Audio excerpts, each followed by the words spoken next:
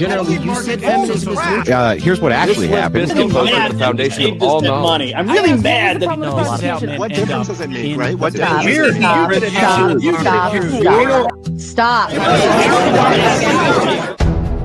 the deregulation of the industry is obviously going to cause more of that industry. To lubricate the trust connection between people until they have enough. Yet we could still look at biological reality in determining who's a female, even if there are. Why don't you denounce feminism the same way you're denouncing capitalism? If you don't... For something to be objective, it needs to be verifiable. And you can't verify... If I make a claim as a political pundit, it is true that I definitely could be wrong. You're promoting, right? Ideology is the main method of politics, right? This is my ideology. So 2015, anyone go back and watch the footage? The first GOP debate. Cool, Robert. Oh, they're dead? With a crowbar, you say?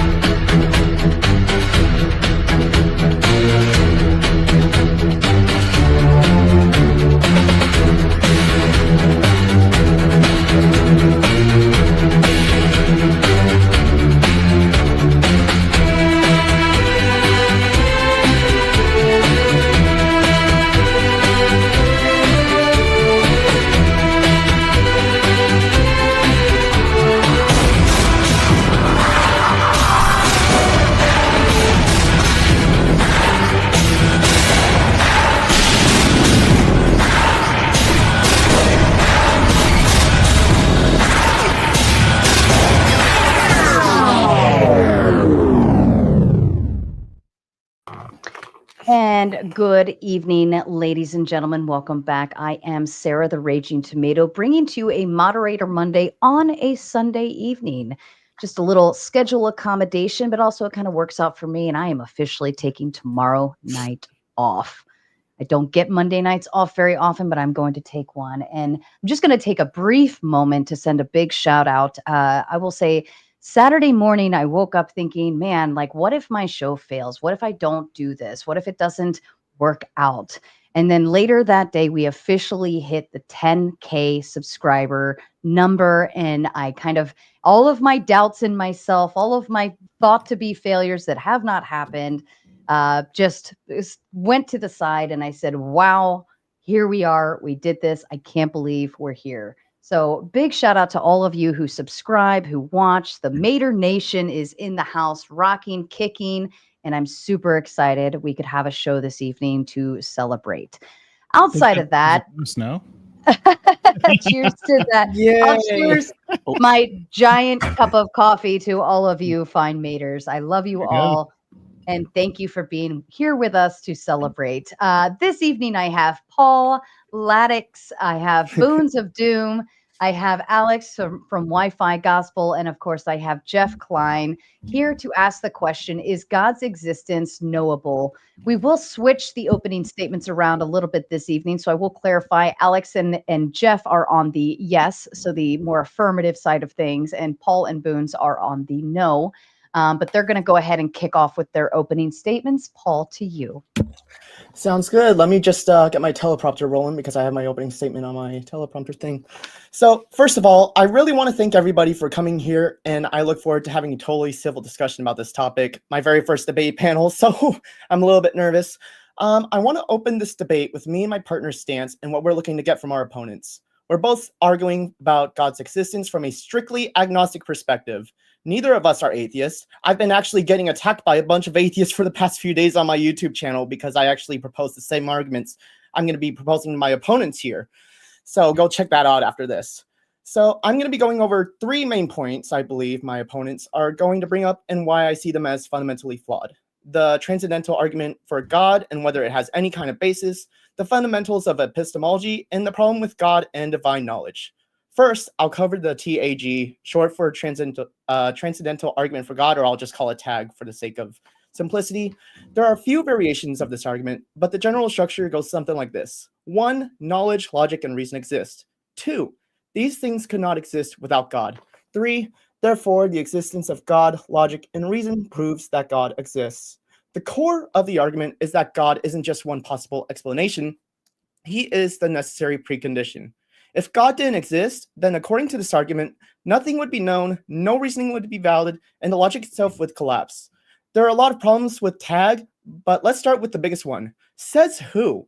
Who says knowledge, logic, and reason can't exist without God? That's not an argument, it's just an assumption. This is a textbook case of the gods of the gaps fallacy.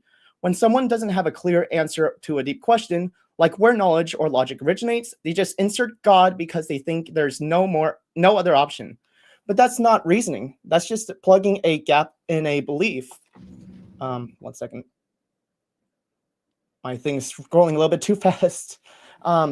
So here's our challenge to our opponents. Why do we need an answer to this question at all? And if we did, why should God be the answer? Isn't it just as reasonable, if not more so, to say that the knowledge developed through centuries of trial and error, through observation, philosophy, and science? Why assume a transcendental supernatural being is behind it when human history shows a clear progression of discovery? The second argument I propose against the TAG is that this argument could be applicable to any religion which asserts itself as the foundation of knowledge. My opponents will inevitably say something along the lines of Christianity is the only religion which asserts itself as the foundation of knowledge, therefore it's true. But let me propose a counter argument to that. What if I took everything the Bible says, replaced it with the lore of the flying spaghetti monster, aka Pastafarianism, and asserted that as being the basis of all knowledge? It looks just as valid as their claim no matter how you look at it. And my opponents will say that the Christian faith is divinely inspired, well, so is the worshipping a pasta monster. It's just as divinely inspired as yours, and if we are to be as stubborn as my opponents, nothing they can say can refute the flying spaghetti monster. If unfalsifiable divine revelation is enough to justify truth, then congratulations. The flying spaghetti monster is just as real as the Christian God. Is that absurd? Well, that's the point. The third and final argument against tag is about what we even mean by knowledge. There's multiple kinds of knowledge, and I'm wanting to clarify which ones I'm referring to, and ask my opponents to do the same when they talk about God's existence being knowable. For instance, there's absolute knowledge, perfect, undeniable truth that can't be proven wrong, and supposedly withstands the test of times until the universe collapses. That sounds like the kind of knowledge my opponents will appeal to, unless they correct me. I, however, don't believe this level of certainty is attainable, especially considering our senses can deceive us. Just think about hallucinations, for example. Then there's empirical knowledge, the kind that's based off of measurable, observable reality, and it's the kind that I rely on when I say God's existence is unknowable. And after all, by their own admission, God exists on a wholly different plane from us, which means we can't measure, verify, or observe him in any meaningful way. There are other forms of knowledge too, but these are the two most commonly used in everyday conversation, so I hope these are the ones that we can stick to for the sake of clarity in this debate. My second argument against my opponents is that they, like most theists, and even many atheists, fundamentally misunderstand epistemology. There are three branches of epistemology relevant to this discussion: empiricism, rationalism, and foundationalism. Empiricism concerns data, measurements, and verification in material reality. Rationalism concerns logic, the interpretation and structuring of facts and theories, and it's the branch my opponents believe they're going to be using. My opponents believe they're going to be using for God, but in truth, they rely almost entirely on foundationalism, which holds that certain beliefs are self-evident and needs no justification. That is the core of their argument that God's existence is self-evident. We see this clearly in tag when they jump from knowledge exists to God is the only explanation, a massive leap with no causal justification. Even if you argue this holds up by abstract philosophical standards, the argument crumbles under the second it's subjected to scrutiny. All I have to do is keep asking, says who, and their framework begins to collapse. Instead of giving direct answers, they deflect into verbose detours about the laws of logic, which I'll remind you were developed by the Greek pagan Aristotle, not the Bible. And when it comes to verifiable claims like the existence of God, both empiricism and rationalism have to work together. You need data for logic to process. Without the raw material of evidence, rationalism is just empty foundationalism. That's where my opponents fail. They've got no methodology, but no content. And to make this even clearer, imagine a study on gender-affirming care that simply asserted surgery works without any data, just a methodology based on pure intuition. Would my opponents accept that as truth? Would they become pro-trans based on that alone? Of course not. So why should anyone accept their claims about God when they rely on the same kind of baseless methodology? If one is irrational, so is the other.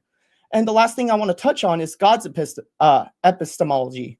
Where does God's knowledge come from? My opponents argue that God is the source of all knowledge and that knowledge must have a foundation. But what is God's foundation? If we truly wish to play the game of filling gaps of knowledge and find answers to everything, surely God's foundation for knowledge must be accounted for. So I do also ask my opponents, where does God get his knowledge from? Because it surely isn't us. Those are the top 3 arguments I'm putting forward against the claim that God's existence is knowable. What I hope to get from this debate are clear, direct answers to simple foundational questions. I know both theists and atheists tend to bury their points under verbose philosophical jargon, but me and my partner are here to cut through that. We're here for clarity, and we're betting the audience is too. So make me believe. I am all ears. Thank you, Paul. Bones, to you. All right. So I am Bones of Doom, a part-time political streamer, a part-time sandworm enthusiast, if you play Dune Awakening, and a part-time mediocre WoW player. The following debate discusses whether God is noble. In the past, both Wi-Fi Gospel and Jeff both subscribed to the tag argument, which I expect them to utilize in this debate as well. On its own, the argument is logically valid, but there are a few issues with it, the way it is both utilized, as well as whether it is actually sound. In particular, I'm going to be debating on P1 of that, which is if the Christian God does not exist, then logic, morality, and knowledge are unintelligible, per the regressive form of that argument. The assertion that God is the only source of objective knowledge is self-defeating, as the validity of the claim depends on God's existence, which is already the subject of debate. Per the problem of the criterion, the theist answer to the question of how we obtain knowledge is divine revelation, which cannot work because it introduces a viciously circular argument of we know God exists because God revealed the knowledge of himself to us. Moreover, tag is not an argument that is exclusive to Christian theology, as my partner kind of demonstrated a little bit here. It means that this argument can also argue for the existence of other deities, whether existing, non-existent, or will exist in the future as a product of human minds, which entails the need for a discussion on why the Christian God specifically is noble when compared to other deity concepts. The final point I'll make here is that the God concept described by Jeff and Wi-Fi Gospel cannot exist. The Christian God cannot be all of the following: omnipotent, omniscient, omnibenevolent, as well as a few other traits: eternal, transcendent, immanent creator, just, personal, immutable, sovereign.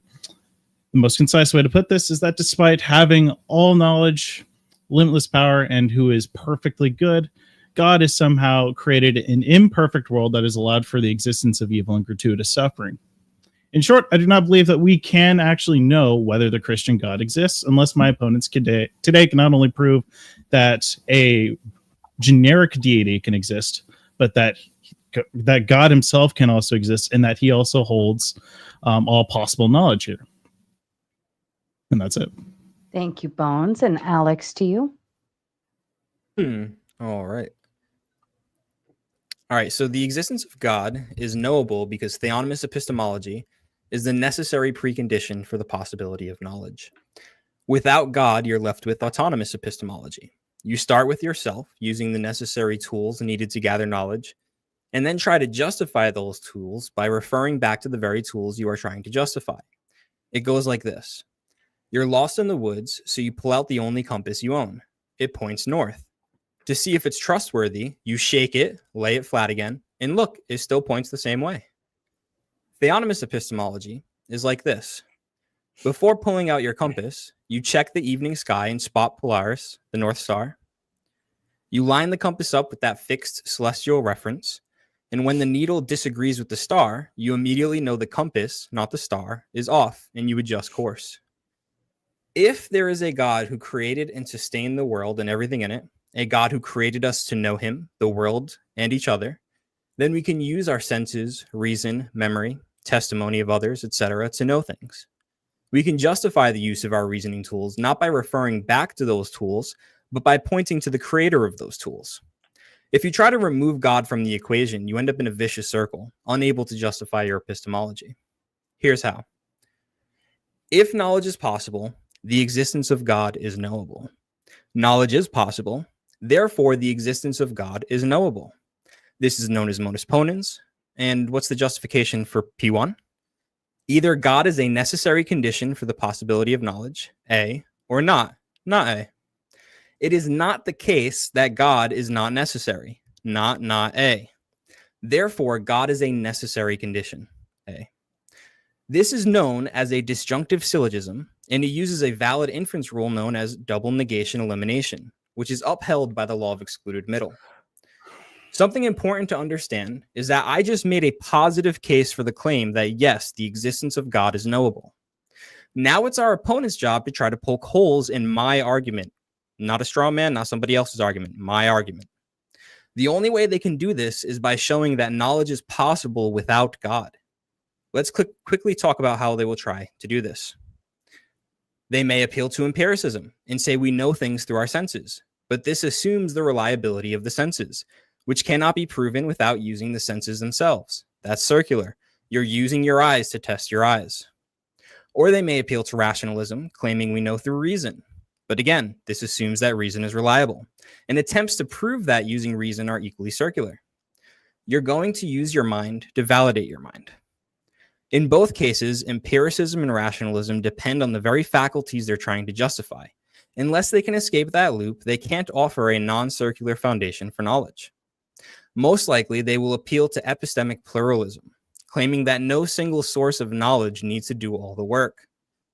That truth emerges from a web of methods, memory, intuition, testimony, perception, and so on. But pluralism doesn't solve the problem. It just spreads it around. If none of the sources can stand on their own, and each depends on the others for validation, then the system is just a loop of mutual dependence. You haven't avoided circularity, you just made the circle bigger. Remember my compass example? You check the first one, its needle settles on what it claims is north. After a shake, it still points the same way. You repeat the process with 3 more compasses, and each lines up with the other. At that point, you conclude, since they all agree, this must be true north. But all you've really done is assume that shared consensus equals accuracy. Even worse, let's say one compass points to a different north. How do you know which compass is right? Is it the 3 that agree just because they agree? Or is it the different compass because all 3 could have the same error? And that's it. Thank you. Thank you, Alex. And Jeff, to you. Thank you, Sarah, so much for having us. And thank you, my opponents, for being here. Alex, always great to debate with you, man. Happy to have you as my partner. So I think they're going to be demanding for empirical data here, which I think is fair. The demand for provability assumes a standard, such as inductive reasoning and abstract thought. If they're denying God, then I have to ask them why nature is uniform, or why abstract thought reliably corresponds to reality. The transcendental argument for God starts with the undeniable facts of human experience. We use inductive reasoning, expecting the sun to rise tomorrow, and abstract thought, grasping mathematical truths. Hume's problem of induction shows that induction lacks a non-circular justification, as Alex points out. A purposeful, intelligent design grounded in God explains why nature is uniform and why human minds reliably align with reality. So my argument goes like this. The laws of logic are abstract, immaterial, universal, and necessary. Abstract, immaterial, universal, and necessary entities require a metaphysical ground. Only a necessary, immaterial, universal mind, aka God, can serve as such a ground. These function and exist as described, therefore God is the necessary, and God exists. And I'll leave it there. Perfect. Thank you, gentlemen, all of you, for your opening statements. As a kind reminder to the audience, we will get through the debate, then we will move into closing statements. We will read and respond to your kind super chats that you send in during that time. And then afterwards, of course, our favorite part, we will go into open panel dumpster fire. So if you do have something to add to the conversation, you'd like to join the panel later, hang tight, stick around, and we'll be dropping that link in when it's time. All right, gentlemen, the floor is now open to you. All right, Alex, I'm going to ask you a quick question right here. Did you utilize sense data to perceive God? I'm curious. Locally, yes. So by that, you mean you have imperfect data right here to perceive a being, right? How do I know that you're not fallible here? Yeah, no, approximately yes, but ultimately the only reason we know we can trust our senses is because God created us to know Him and to know the world. Something I want to And, get. and how do you know that? Something I kind of Because- want to. Oh, sorry. Well, I'll just answer in this question. The contrary of the impossible, impossibility of the contrary. And so, do you realize that there could be other deities that we could point to right here that could actually be the source of knowledge right here? Like I could say that Brahman, who's not a personal deity in any way, like we can go to the Hindu gods here, Brahman. And the spaghetti. How do I monster not know that I brought that up. he's not the foundation of all reality here? Yeah, and for this debate, that would suffice for the prompt. So you would just deny the Christian God, and it would instead be the Hindu God. I wouldn't deny the Christian God. I would say that either for this prompt would be plausible, and so therefore the prompt would be answered with a yes. Something I want to But make you're, sure. but you're real- arguing for Christianity here, the Christian God specifically, no? No, not in this debate. Okay. Yeah, Paul, you can go ahead. I just wanted to set the frame real quick here. What do we mean by knowledge? Are we talking about empirical knowledge, absolute knowledge, some other kind that we might not be aware of, or? I would say justified true belief is sufficient for this discussion.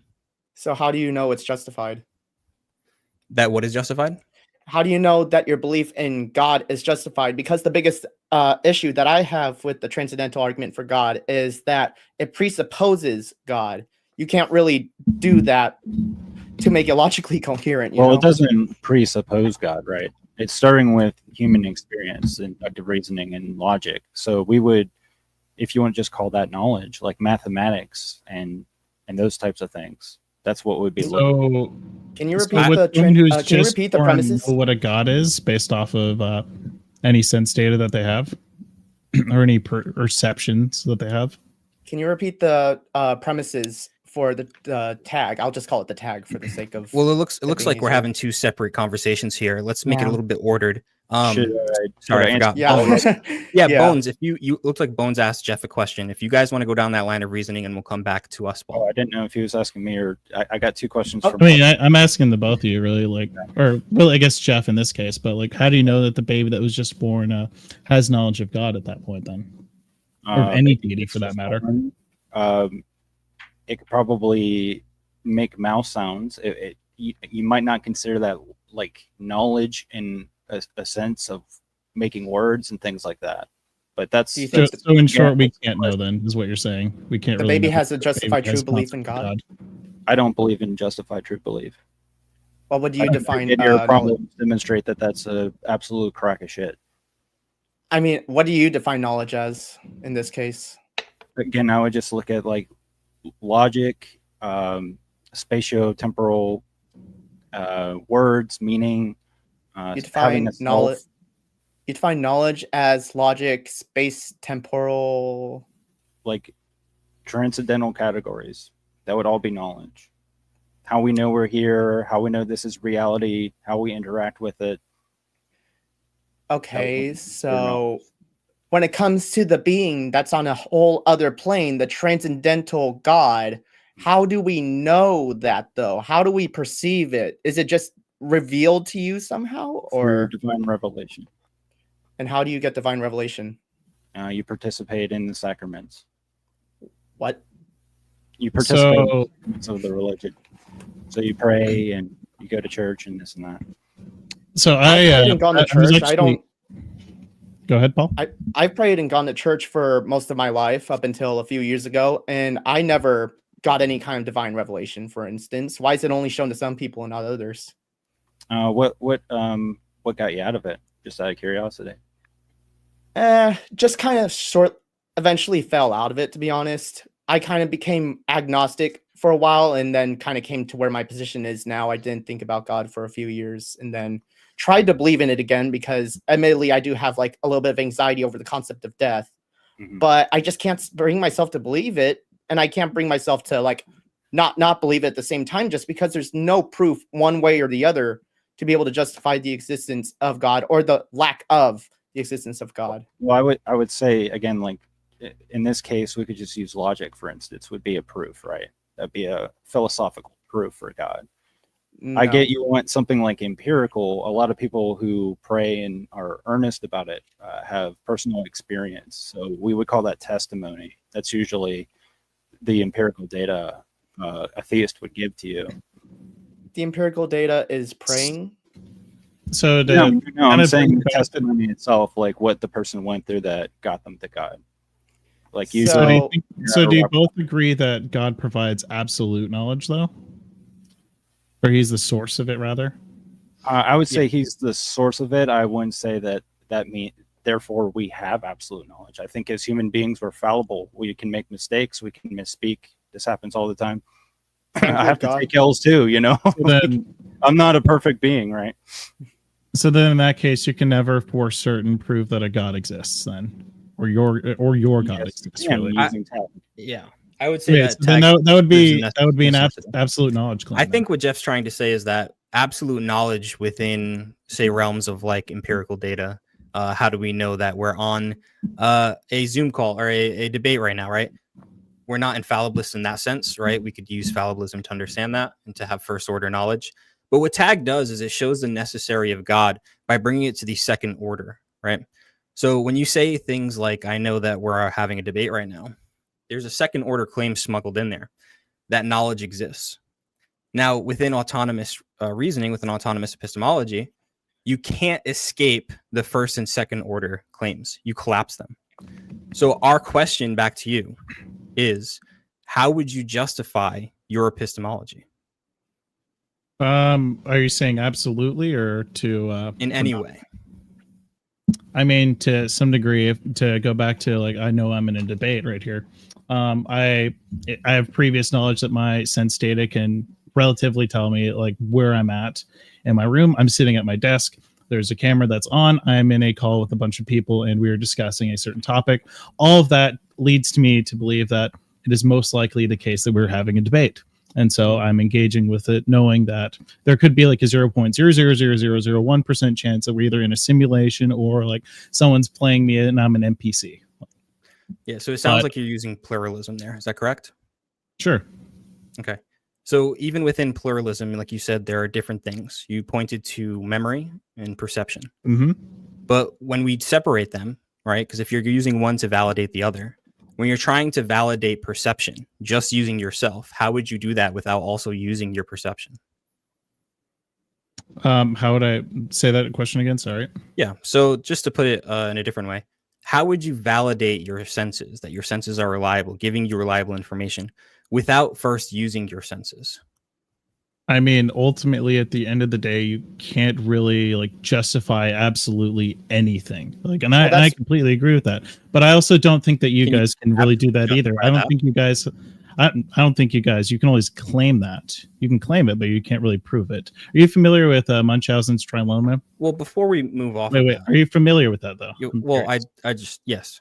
There's okay. three horns on the dilemma, So you understand that you can either end up in a circular argument, a regressive argument, or a dogmatic argument, correct? Yes, and theonomous epistemology is. So how does it escape then? I just, before we move on, are you agreeing that you were not able to justify your epistemology? I cannot absolutely justify it. I can justify it to a sufficient degree to where it would be good for, or would be sufficient for all of us to understand that we're like Does here. a circular I don't think argument. Does a circular argument justify anything at all? I mean, it depends on I wouldn't say it's circular. I would say it would be regressive. I would just say that I would justify some things like ad infinitum. Like at some point it breaks down, but could you show me how justifying your senses using your senses isn't circular? How it isn't circular? I mean, that specifically could be, but I'm also talking about the fact that you guys also have. You guys are also utilizing your senses too. You're interacting with the world. I'm interacting with the world. And it's not just my sense data, but other sense data, and the fact that or not millions, but hundreds of other people are utilizing it as well. Like, of course, that doesn't escape like circularity right here, but I'm just saying that that's just something that I accept as a part of Munchausen's trilemma. Something I do want to kind of bring up is the concept of, I think it's called the problem of the criterion, which is where does knowledge begin? At a certain point, when it comes to something like our senses or our memory, it is inevitably going to become circular, because the best thing you could do is just point at our eyes and say, that's where we get our visual data from and stuff, right? The issue is, when it comes to the transcendental argument of God, you don't really have a starting point where you can point at how to justify God's existence. Does that make sense? Yes, we do. It's a necessary starting point. Yeah. It's God. Why? Because without it, you fall into circular reasoning like you just did. Well, yeah. And so is that you bad? can also fall into circular reasoning with God. Like you just justify God. Yes. It's not. Well, yeah, that's the making issue with, fallacious arguments bad. Yeah. God revealed to you that He existed. Like that. How's that not circular? Because if Exactly. he didn't, we wouldn't have knowledge. Says who? So the argument that I gave, do you have a problem with the So premises? I can give them again if you'd like. Yeah, we have a problem with premise one. That's what the entire debate is going to be. Do you remember what my justification is? Just let me finish this real quick, and I'll send it off to you, Jeff. Do you remember what the justification? Your one is that I gave? justification is divine revelation. Like that's what you guys are arguing. Was it the impossible to contrary? It was a true disjunct. True what? So it was a disjunctive syllogism that relies on the double negation elimination inference. Can you say that more clearly for the audience and us? Let me pull it back up. All right. No, I So mean like after- this. I mean like break it down into layman's terms. Well, that would be, if I was a great teacher, I'd be able to do that very easily. I'm not a great teacher. I mean, you can do your best. It's okay. A disjunctive syllogism is either A or not A, right? It's either or. It's like it's basically the law of excluded middle. It either has to be true or it isn't true. I would say that this disjunct, which follows the double negation elimination inference, which is basically you can, I have a definition here actually.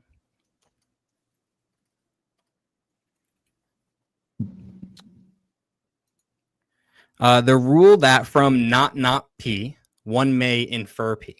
It captures the classical principle that negating a negation restores the original affirmation and undergirds proofs by contradiction used throughout argument.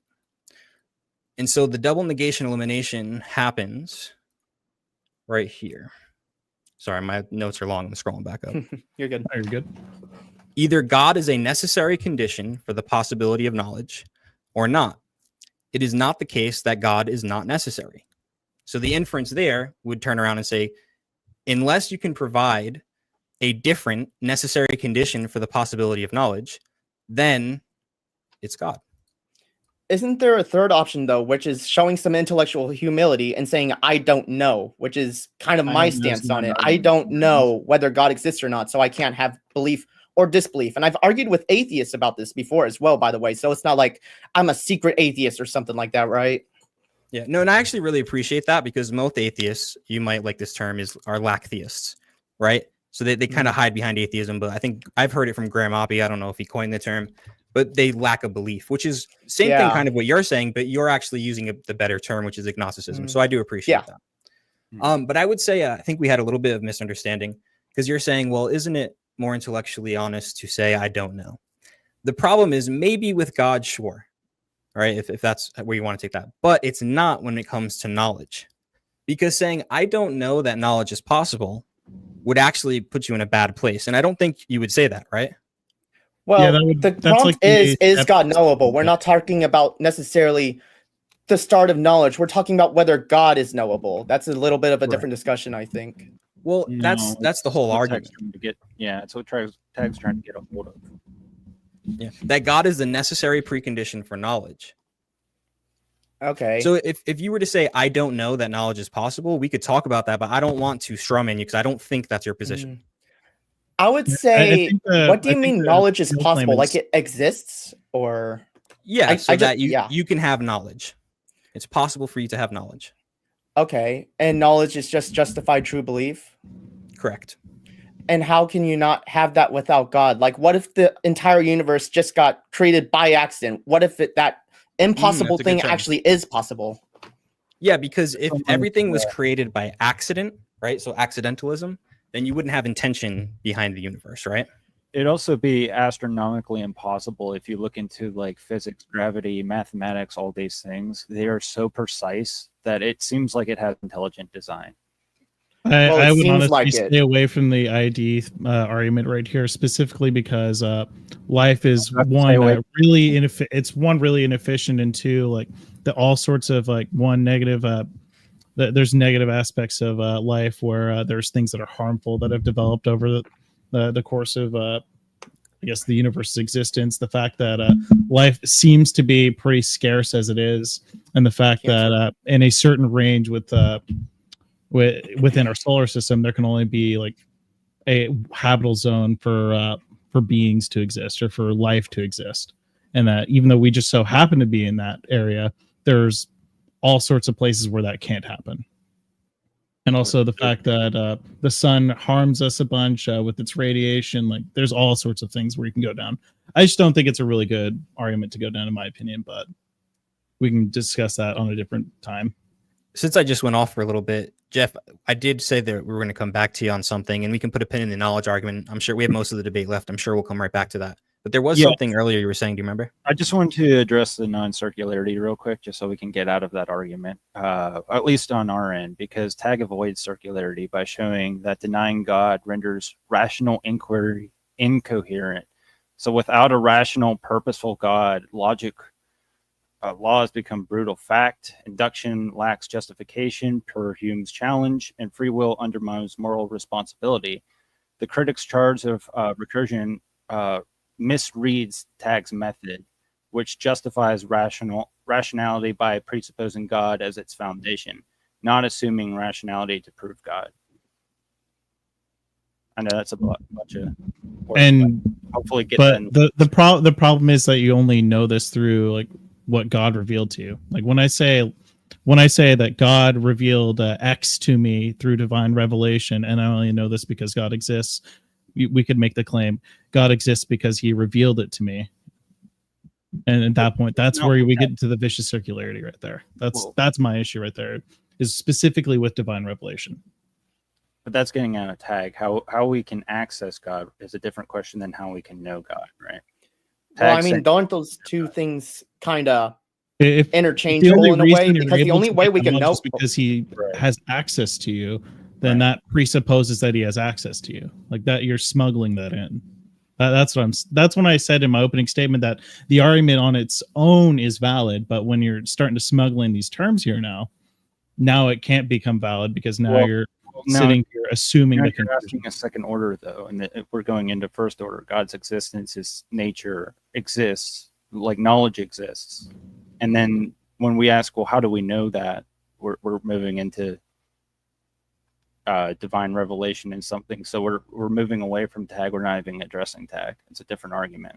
Well, no, you use divine revelation to make Tag sound, is what I'm saying.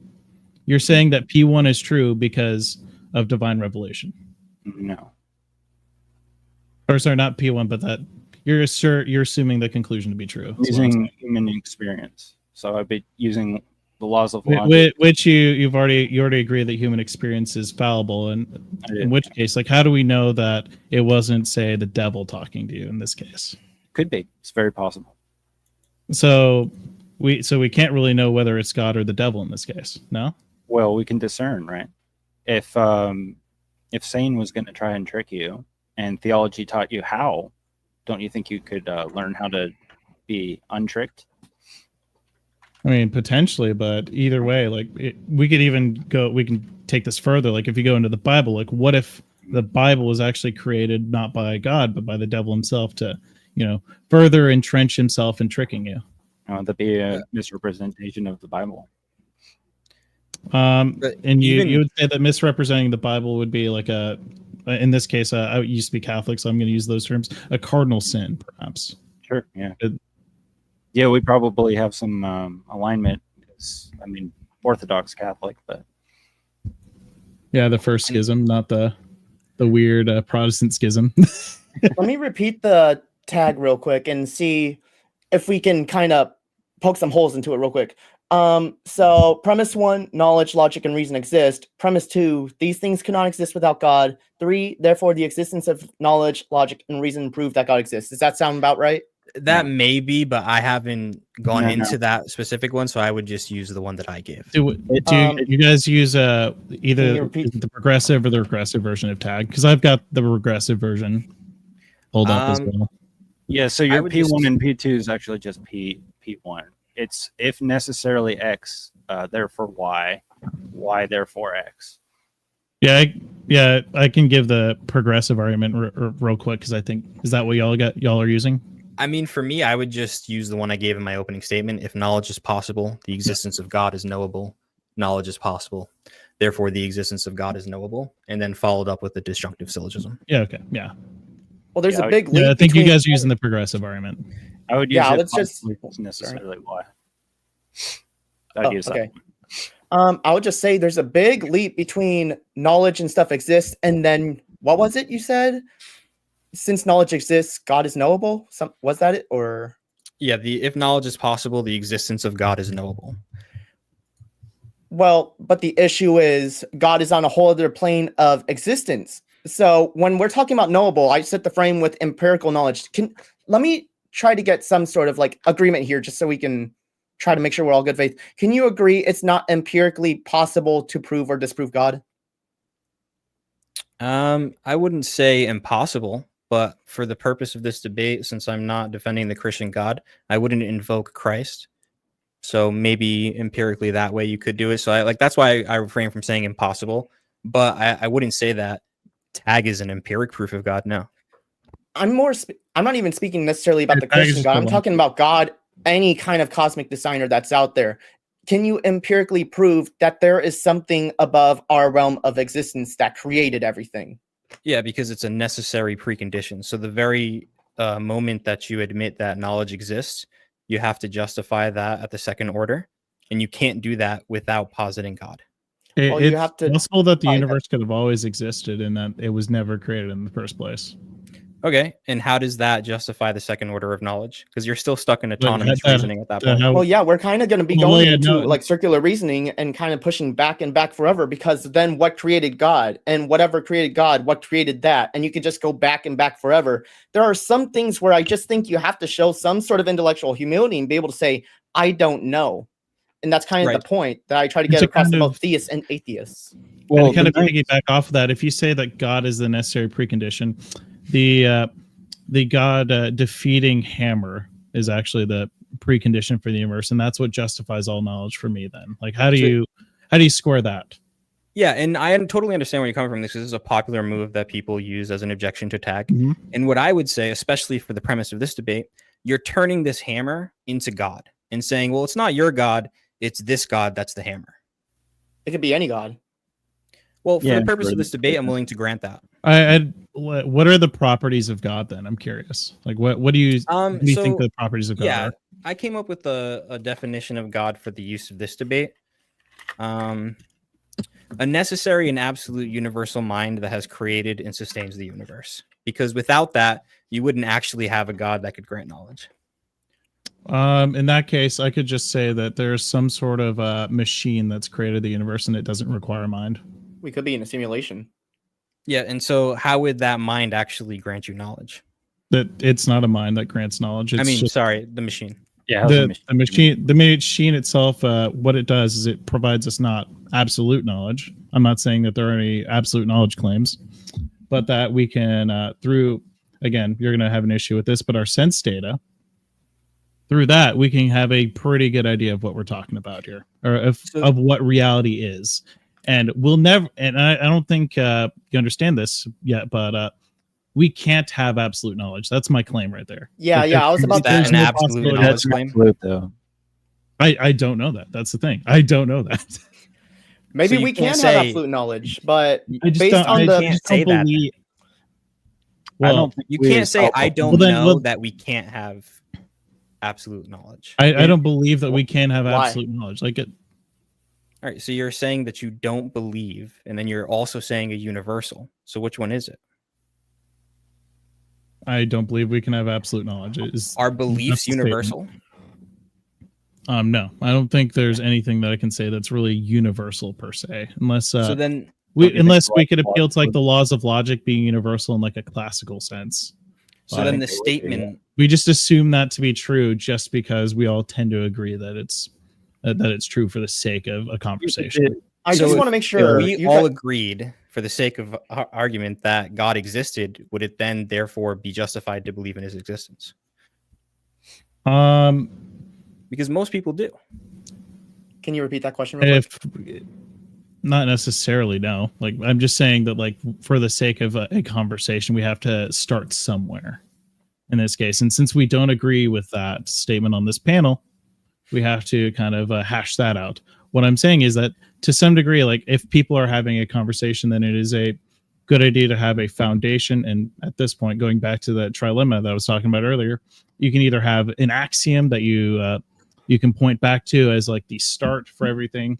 You could either just justify things ad infinitum, like this, it justifies this, or you could go into like a vicious circularity, which is, and I'm saying that like that's why we can't have absolute knowledge, is that because everything has either terminates somewhere or it regresses into something that's not satisfactory.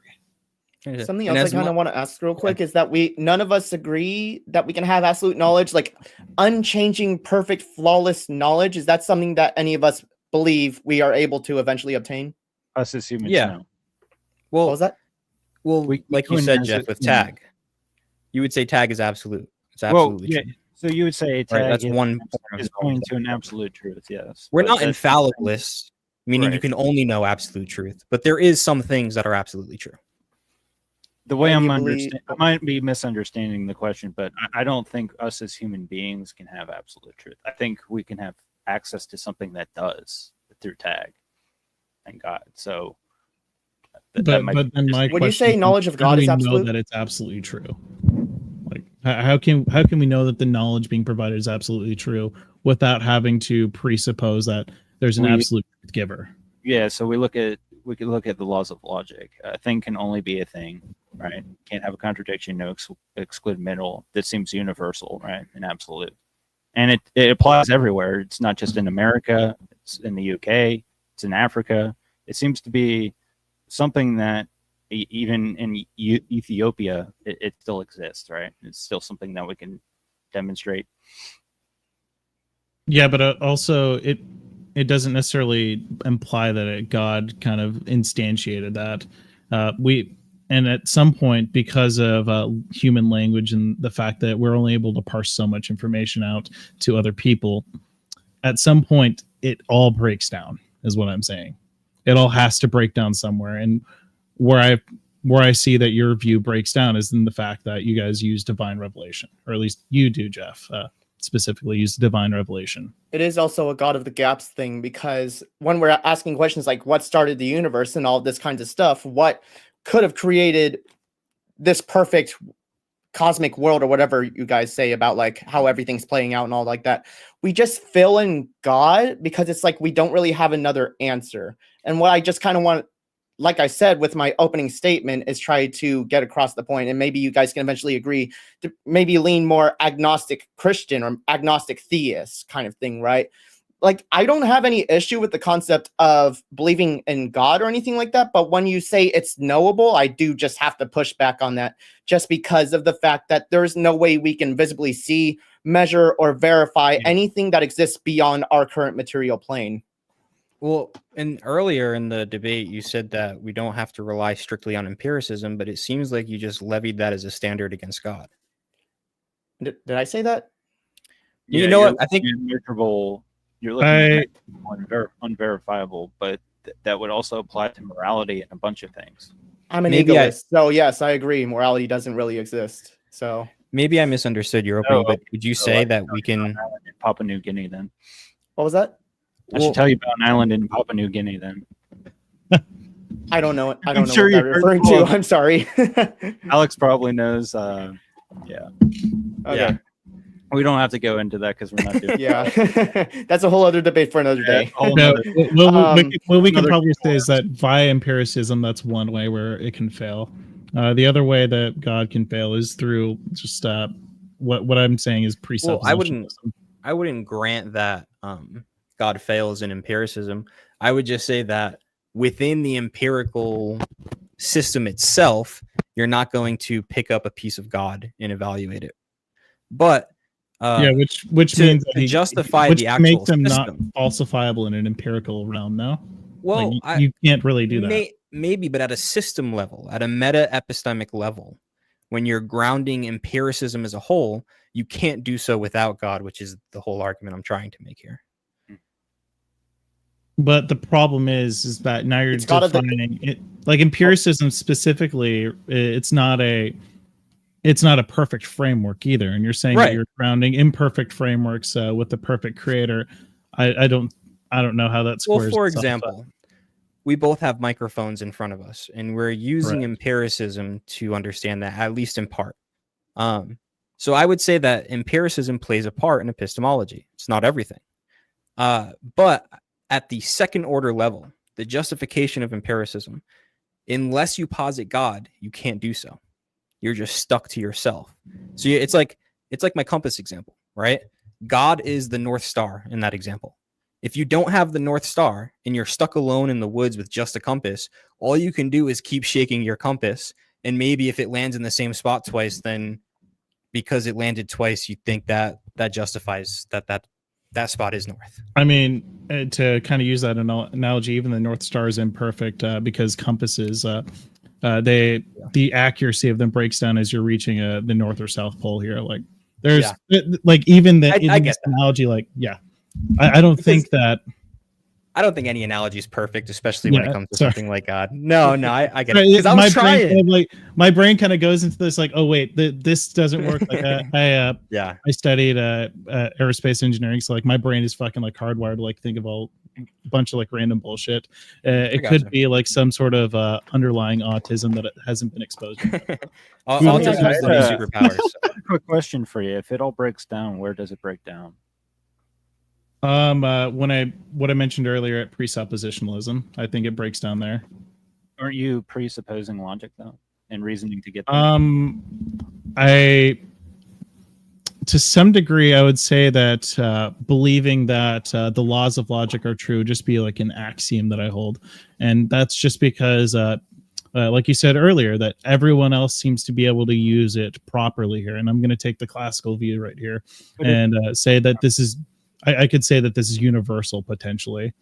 Just real quick, I'm not necessarily like beholden to that entirely, but for the sake of this, like we could say that it, classically speaking, so if the laws of logic are true and that it's always going to apply there, and that I'm justified in holding that belief because it seems to hold up everywhere else. So if I say God's my axiom, where did I go wrong in my reasoning? You would need to justify God, and where I said that it breaks down is that you're using God to justify God, which is viciously circular. No, see, that's not understanding tech at all. I'm using like that's a circular argument, though. Are axioms justifiable? Right? Can you read? Axioms are ultimately are a terminating like concept. Really, they just terminate where knowledge is at some point, because we can't really go further than that. At some point, it breaks down beyond that, and we can't really justify everything prior to an axiom. Right. So if axioms are unjustified, then you can choose whatever. They're unjustified in that, like, there's nothing holding them up beyond just holding that belief itself. So they are the foundation. You can't really go under that. There's just a certain point where you just hit the wall, hit like the floor, and you can't really go any further than that. And that's just kind of parts where everybody kind of has their own subjective, unique axioms and stuff like that. So we're trying to get everything else regarding like God and stuff, because there's supposed to be a foundation for God. God can't be the foundation for God. And whenever you say stuff like God is necessary for the precondition of knowledge or something like that, I'm just kind of paraphrasing off the top of my head. That's just a case of the gods of the gaps fallacy, as far as I'm concerned, because it's like, you kind of have to have an answer for it. God is necessary because we don't have any other answer, because as you've said, the contrary is impossible or something like that, right? Is what you said? I'm so glad you said that, because when I said that's interesting earlier, I was going to point out that that's exactly what you're doing with this axiom, these laws of logic. This is your own God of the gaps. You're saying, well, we have to assume this logic, this axiom, because we can't, like, it's just necessary. We have to. Assume. So if I'm doing a God of the gaps fallacy, that would also be your God of the gaps.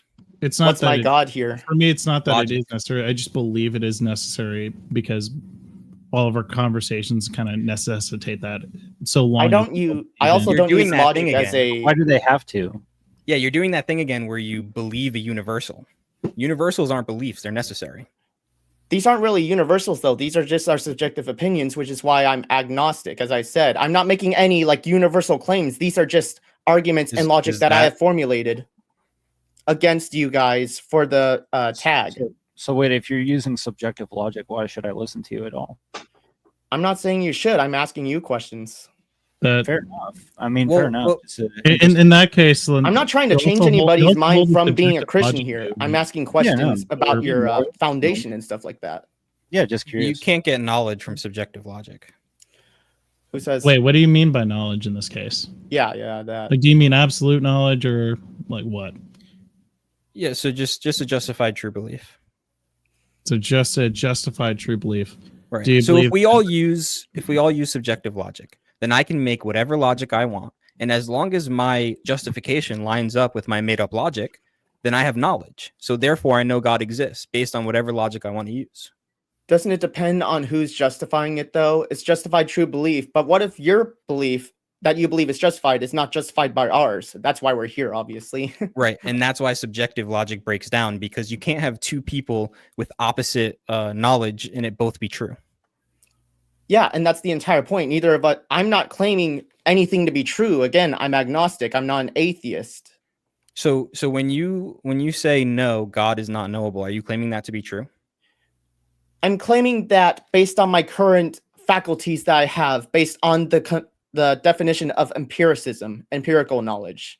If we look in the realm of empirical knowledge, which is what everybody basically uses to be able to garner knowledge as we colloquially use it, we cannot know God just because of where he's supposed to be, which is not with us. And when you say we cannot, you're making a knowledge claim. You're making a universal knowledge claim. Now, if you want to back it up and just say, I don't know, that's a belief, right? Because you don't know it. So therefore it's a belief. Are beliefs aimed at truth? I would say the closest thing to truth as possible. All right. So you are saying a belief even is when you say belief. a belief is a proposition, so it does have a truth value. And belief isn't inherently rooted in fact either. Well, if I believe there's a unicorn in my room, am I justified in believing that? I mean, you'd have to give me the characteristics of a unicorn and then kind of demonstrate that it exists there. As long as you have a subjective logic system that allows for it, then yes. I think all systems or logic systems that currently exist are subjective. Okay, so then I will create my own logic system that says everything is based on God. That's the first axiom. So the reason you chose, well, I don't have to because it's an axiom and it's subjective logic. Again, this is like an internal Well, critique. then I could just reject the axiom. Then is what. Right, and But so you don't just reject reject axioms classical logic, is what I'm saying. as an axiom, yeah. It's not Okay, an axiom. but yeah, you have an extra presupposition of God at this point. So there's a difference between presuppositions and axioms. Presuppositions can be necessarily true. Axioms are unjustified. Well, yeah, you have to justify. So no. Presuppositions are unjustified. Axioms are justified to a certain degree. Not at all. I don't know anybody who believes axioms are justified. You want to pull up a definition and show me? I'll concede, but yeah, sure. Hold on. Let me pull up a definition too. Now that I think about it. Yes, axiom is statement or proposition which is regarded as being established, accepted, or self-evidently true. Right. Self-evidence is not all justification. epistemic claims start with a presumption. So yeah. So it can either be established, accepted, or self-evidently true. Well, so it doesn't necessarily have to be self-evidently true. What I'm saying is that it's accepted as being true. We all accept that the law. We all accept that the laws of logic are true. That the law of identity, non-contradiction, and law of excluded middle are true. No. Well, we accept. I don't accept that they're self-evidently true. No, I never said they were self-evidently true. I said that we accepted that they're true. So if we all accept something as true, it's true and justified. we can accept it as true. It is something we all agree upon. That doesn't necessarily mean it is ultimately true, but that we all believe it to be true. What I think is kind of the issue is that you're kind of forcing this into the realm of absolute knowledge when both of us have already said absolute knowledge doesn't exist. Like, again, kind of it seems to imply that based on what you're saying. Like, do you believe this to be true? You keep pushing us into this realm of like absolute knowledge right here. We're not making those claims. We can only go so far with this. You still haven't like found that like foundation. You still haven't provided that.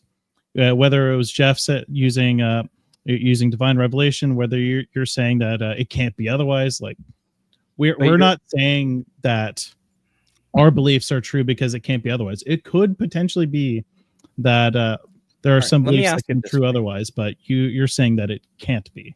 On your Is view. the law of non-contradiction a necessary precondition for knowledge?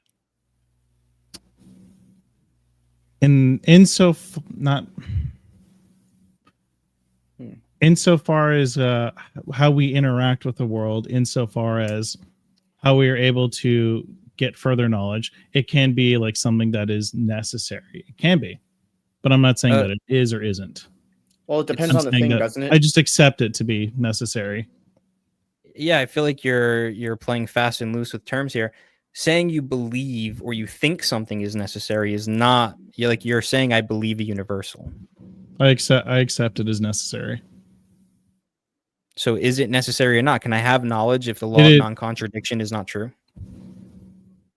Can you have knowledge if the law of non-contradiction is not true? If you've accepted prior that the law of non-contradiction is true, then you can't really have knowledge beyond after that. Right. Like if I reject the law of non-contradiction, can I have knowledge?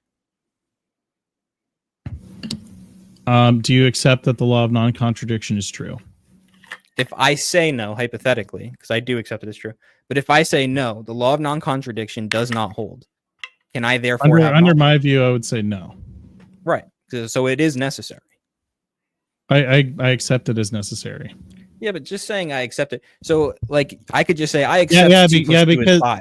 Yeah, because I don't think I'm not saying it's true. I just accept. I don't think there's like something that provides objective knowledge. I don't think there's anything that provides absolute knowledge here. I'm accepting that it's true. I just want to make sure. Are we going to stay in the realm of just there is below that? Like I can't really know, is what I'm saying. Okay. I just have to. Start let me reframe and build from there. I just want to make sure we're all on the same page. Are you still talking from the justified true belief definition, or are we talking more from the empirical, we can observe and verify position that I brought up? Well, I just want to make sure we're all on the same page here. Empiricism can give you first order knowledge. I never denied that. But the second you say that there is such a thing as first order knowledge, you're implicitly saying there is a thing as knowledge, which is a second order claim. And what I'm trying to do is get you to justify the second order claim without invoking the first order. But because you're stuck at the autonomous level, absolutely justify it. No, I just want you to justify it without so then what do you mean referring back to the first order. What do you mean by justification then? Give a reason outside of the first order. So this just goes back into the Munchausen trilemma again. Like we're either going to have to at some point provide a circular argument or regressive argument or dogmatic argument, and that's the same thing with you guys. You still haven't been able to get out of that. No, and what I'm hearing, real quick, Jeff, and then I'll let you go. I just want to make a statement. What I've been hearing tonight is that logic is subjective. We don't really know anything. We just need to be skeptical about everything. And as far as we know, logic is subjective. Yes. And we just need axioms. And as if we disagree, we can't really have the truth of anything. But that's what I've been hearing tonight. Go ahead. Yeah, we can't have absolute truth. That's the entire point. That's an absolute truth claim. Not necessarily, no. Can you define and that's absolute also truth claims? What is an absolute truth claim?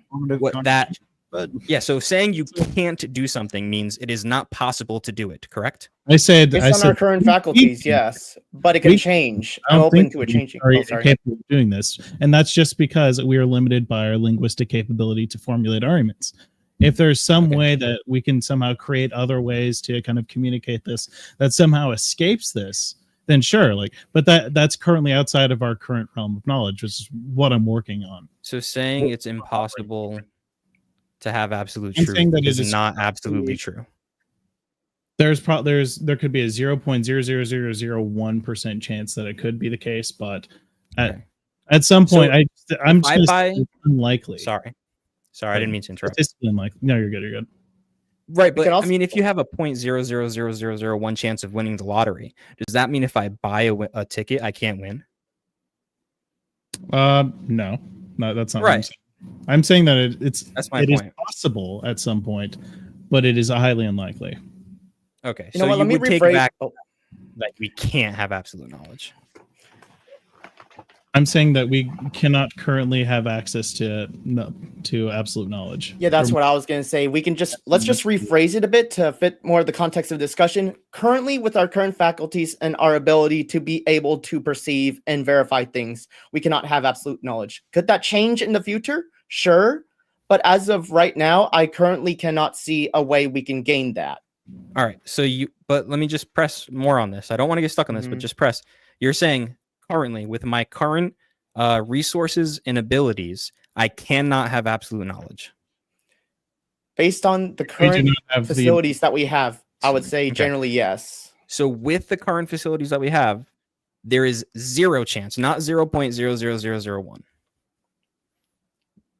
I would say 0.001 maybe. It's a thing where it's like, I don't have an answer generally, but this is my current belief based on my current knowledge. Right. Because we're still operating within the realm of our own knowledge, and I'm not like a philosophy major or anything, to be clear. But when you invoke, neither am I, I'm a high school dropout. But when you invoke that word can't, you're implying impossibility, which is an absolute. Even if you say currently. We're talking more like colloquially. Can't as of right now. And I would say that's generally pretty verifiable, honestly. Honestly, like at the end of it all, what I'm saying is we only really have our subjective experience to go off of. That's it. Like that is the sum of all of our ability to be able to perceive things and be able to manipulate reality to find new knowledge claims, to come up with moral claims, to come up with anything really.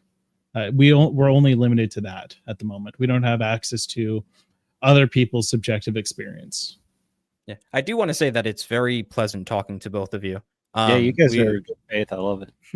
Yeah, I really appreciate this. And I want to make sure, because it looks like we have about 30 minutes or so before Sarah gets us into our closing statements. And I want to make sure that at least from our end, right, that we accomplish something here, which is to make sure that I'm saying my arguments clear and also that you're understanding them, not because of any fault of your own, but because of me. So can you try to steel me in tag in the way that I gave it so I make sure you understand it? So I'm going to go off the regressive form of the argument just because I have it written down. Or actually, I have both. So what you're saying is that in order to have any sort of knowledge, that it presupposes that something is available to give that knowledge. And in that case, what you're saying is that there's some being that exists, whether we are able to perceive it or not, that provides that. And according to you guys, there can be a multitude of ways where that can be like garnered from. Yeah, is that good enough? I think that you definitely hit some truths in there and represented it properly at some points. I think the first point, saying that to have any knowledge, you need to have revelation from God, or I would say that I granted first order knowledge, right? Like empiricism could tell us that this microphone is in front of our faces. But I'm bringing it up to the second order, which is where the disjunctive comes in. If you don't have God as the necessary precondition, you're left with yourself, which is where you're right. Munchausen's trilemma. Is it Munchausen? Munchausen's, I think. Yeah. Is it also known as Agrippa's trilemma? Is that also? That's the way I've heard it, but I could be wrong. I don't know actually. I've only heard it as Munchausen. Oh, Agrippa. Yeah. And so all of these things, I mean, Gettier's problems, Gettier cases, all of these things philosophers have been talking about are right. And I think that that's because we're stuck in autonomous epistemology. So I just want to again repeat the argument, go back to the syllogisms, and I want to find out exactly where you disagree, because I want to make sure I understand the point that you're trying to push on. The first one, I should have this memorized by now, but geez. If knowledge is possible, the existence of God is knowable. Knowledge is possible, therefore the existence of God is knowable. And the disjunctive that follows up, usually connected to premise 1, where most people don't like that. Either God is a necessary condition for the possibility of knowledge or not. It is not the case that God is not necessary. Therefore, God is a necessary condition. Where in the premise is the problem? So we could go back to this. We can just treat a double negation as just the positive claim, correct? In a sense. So God is necessary because he is necessary. That's where it kind of simplifies to. Yeah, I mean, if you're going to say that that's a tautology, you would also have to say that the law of excluded middle is a tautology. But in classical logic, double negation elimination is a valid inference. Yeah, but it's also just tautological too. I can also agree that the laws of logic are tautological too, and we're still kind of in the same place. I would in that case I wouldn't absolutely like if I were to like take the theist view on this, I wouldn't absolutely know that God is revealing that knowledge to me in that case, just because it's tautologically true, and I could effectively put it on the same pedestal as an axiom in that case. I could. Right. I would grant that to you if you take the view that you're taking that logic is just axiomatic, but I think that gives us huge problems. Like what? Like for example, if you want to go back to it, axioms are unjustified. That's what they are. The axioms of algebra. Yeah, I can agree that they're ultimately unjustified, but the level of justification that they have is just because most people's, or really all humanity's sense data seems to validate this in that it tends to work for everyone. Sounds like a justification. I have to put back on the nose for everyone because, like, even though 2 + 2 = 4, and we all agree to that, do you think it's a good reason that I say I found that out because Barry Manilow told me in a dream? Like, it kind of pushes into like a ad populum for me. I mean, yeah, that at some point, like these views just break down is what I'm saying. Like what I just referred to effectively can become like an ad populum fallacy right there. And what I'm saying is like that could be done under like any theist view really. And it can really, if I just take the laws of logic to be axioms, like at that point, it does also become an ad populum fallacy. Like something I do want to do. I just want to make sure, because I really am not like super well versed in philosophy. An axiom is basically just like a foundational belief or something, right? Is that kind of what it is? I can give you the definition again. It's a statement of proposition which is regarded as being established, accepted, or self-evidently true. Okay. So something else I wanted to go to, which was in my opening statement, is the concept of God and his divine knowledge, because you guys have a point in pushing us on like going to the very beginning, our very foundation, and justifying it. But then we have to also look at where you guys are and talk about where God gets his knowledge, which is where it starts getting in the weeds. And this is where I would be pushing both theists and atheists. As I said, there has to be a beginning somewhere, but it's just currently it's really difficult to know, or we can't really know. We can't verify or measure it because of the very nature of God. Do you guys have any kind of foundation for where God's knowledge comes from? From God. Yeah. Isn't that circular? He is the foundation of all knowledge. God is the foundation of God. So really, tautologies are validity at some point, because if you're going to go into the very micro meta, at some point we do have to just say A is A, right? Well, yeah, that's kind of the same thing for us. It's just a limit in logic. But again, because of Hume's challenge of induction, I would just push back on this. If you're going to start with empiricism and say we have knowledge because it seems that way, like I can see that I'm wearing a hat and I can see that there's a microphone in front of me, therefore I'm justified in believing that I'm wearing a hat and there's a microphone in front of me. The issue is that when you're starting with empiricism or naturalism, it doesn't seem to give a good justification or grounding for universal truths. And that's where we push back and say, well, if these are uniform in nature, don't we think that there would be something outside of us that put these into motion? So Yeah, there could be. It's just that we have no evidence for or against that is the thing. Like, again, you kind of just, you can ask somebody questions over and over again until they get to the very basis. And then eventually every single person, no matter who it is, it's just going to have to say it's self-evident or we don't know. That's kind of what I'm trying to get out of you guys. Like, after a certain point, when we keep asking you questions, like you said, God's foundation for knowledge is God. At a certain point, it inevitably becomes circular and self-evident, right? I would say no, because necessary preconditions aren't the same as saying that something is self-evident. What does self-evident even mean? It just means that you think it's true. Yeah, like believing in God. That doesn't really do anything for me. And Just to to say- kind of go ahead. Sorry. No, go ahead. And to kind of go back to Jeff's claim about empiricism, I don't think any empiricists necessarily claim that there's like an ultimate foundation to like their knowledge. And in this case, when we're talking about, let's go back to science here. Let's say we're trying to measure something. Let's say we'll use a ruler as an example, and we're trying to figure out how long this. We'll say that this little screwdriver is. There are some tools that have low resolution that could get you to maybe like the 1/8 of an inch. And as you go further and further, you introduce new materials. You introduce marks that are much closer to each other, and you can get to say like 1/28 of an inch. And at some point, like our tools can get a little bit more precise, and we can kind of converge onto a certain value of how long that screwdriver is. But at some point, it breaks down.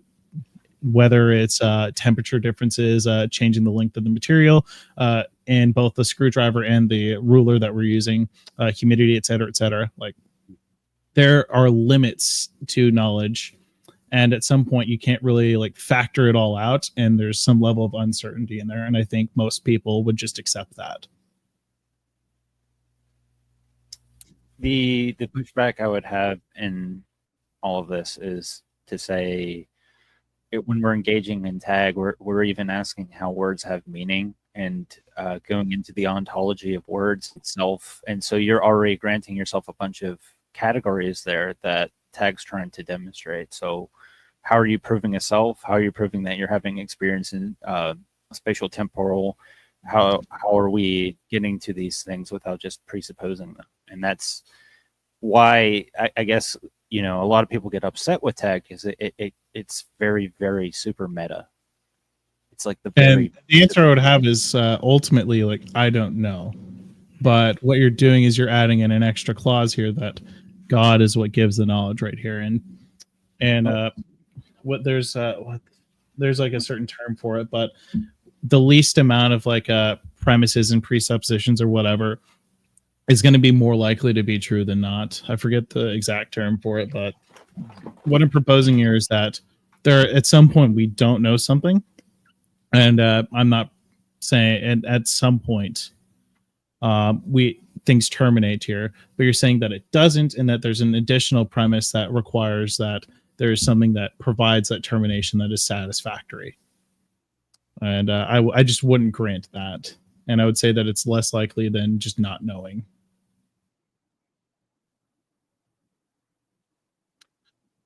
Yeah, I could rephrase it if that didn't make sense, but if there's something else you wanted to get to too as well, if not, I have something we could go on for the last few I minutes. was gonna do a quick demonstration. Yeah, absolutely. Go ahead. Yeah, you go ahead. I got write it out real quick. Well, I just wanted to, because I don't know, maybe I misremember, but I don't know if you gave a clear answer on this. Would you say that knowledge exists? Even in a fallibilistic sense. And if I would say that fallible knowledge would exist, but at some point I would just say I wouldn't know that absolute knowledge could exist. So then you would say something like, I don't know that knowledge exists? I don't know that ultimate knowledge exists. What do you mean by exists? I feel like maybe we can end up going on two different pages here if we don't define something like existing. Right, and maybe, yeah, I mean, that's what all philosophy is about, right? Yeah. What is real, man? Nothing's real, man. I would say a better way to put it is probably, is knowledge possible? Like the attainment of knowledge. I would say in a fallibilistic sense, yes, we can have access to knowledge. Like we can say like whether like other panelists would agree or disagree, but we can say that things like evolution is true insofar that we have observed it occur over millions of years, whether through geology, whether through paleontology, or whether we just like study bacteria culture. Cool. But it's like there are other, like let's say like abiogenesis, like the formation of life itself, like we have no clue about, and we don't know the minutia in evolution to some degree, but we can still say that it's generally true. Have you ever heard of something called the KK principle? I've not. So the KK principle, and hopefully I don't butcher this. I'm sure somebody will super chat me and tell me I did. That's fine.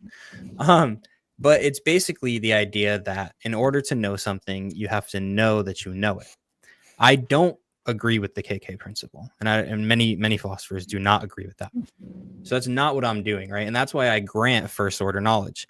I don't think that you have to know that you know in order, or that you have to be aware that you know in order to know something at the first order. But I do think that the second you say that knowledge exists, or that fallible knowledge even is attainable, you're moving to the second order. Does that make sense? Yes. Okay. So, and that is where I'm trying to say, because getting into like the circularity of empiricism and all of that, which you seem to agree with, and you're trying to just say it's not a big deal because everybody has to do it, is kind of where I'm getting your argument. I'm trying to engage with it at some point. I hold Munchausen's trail limit to be like true in this case. Like, I think it does terminate in like a circularity. Right. But with God being the necessary precondition, could you see how I don't have to invoke a first order knowledge claim to justify the second order? How so? But yeah, right. How so? Yes. So like with empiricism, when you say knowledge exists, and I say, how do you know knowledge exists? You say, because my senses tell me they do. If you were an empiricist, that's invoking the first order to justify the second order. With God, it's saying, I know that knowledge exists because God is the precondition for knowledge. So it's out of the circle. It's recursion. It's not circularity. So that would just be another part of the trilemma. Then you just say that it recursively is true. You're getting into the regressive argument at that point. No, because I'm not invoking that first order claim. I don't think you need to. You just said it was recursive. No.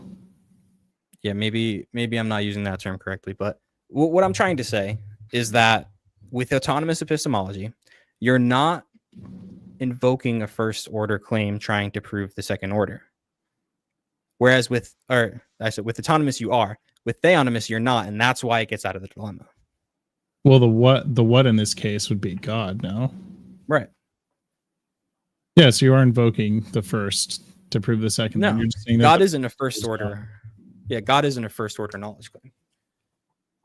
No, God exists as a first order knowledge, or really, God gives access to knowledge. Well, that's second order. Yeah, we're saying it's God's nature of being the second. And then you're saying that God provides knowledge. God provides knowledge is the first order claim, then. Right. And something that I've even done myself, right? Because I'm still learning, right? We're all still learning. Is that I would try to say that just basically admit hard solipsism on everything except God's existence, right? And that's how I would argue. And that's just not helpful. And it's just not true. I wouldn't think that God escapes hard solipsism either. So. And I get into trouble doing that. But hopefully I've learned from my mistakes in the past. Now, where was I going with this? I agree that empiricism is true to an extent, just like you do. I agree that fallibilism is useful, right? Like, if we're off this debate and we're just talking, we're like, man, yesterday I went to the store. I'm not saying like, oh, like, how do I know I went to the store? I could be wrong. No, I know I went to the store, right? So I agree to all of that. What I've learned, though, is that the problem is much deeper than that. And that's kind of where I'm trying to get at with all of this. Yeah, and I don't think we're probably getting close to the end of the hour and a half mark here in about a few minutes, but You're fine. Usually we actually go to the full 2 hours for the debate time frame. Yeah, so if you still have some more to prompt out of that, we could do that. Or if you do want to kind of close that thought and then we can go into open panel, I'm happy to do that as well. But I leave it all up to you guys. Yeah, I think the conversation is great. I think you're having a wonderful discussion and getting somewhere with it. So it's totally up to you. Yeah, I was going to demonstrate real quick.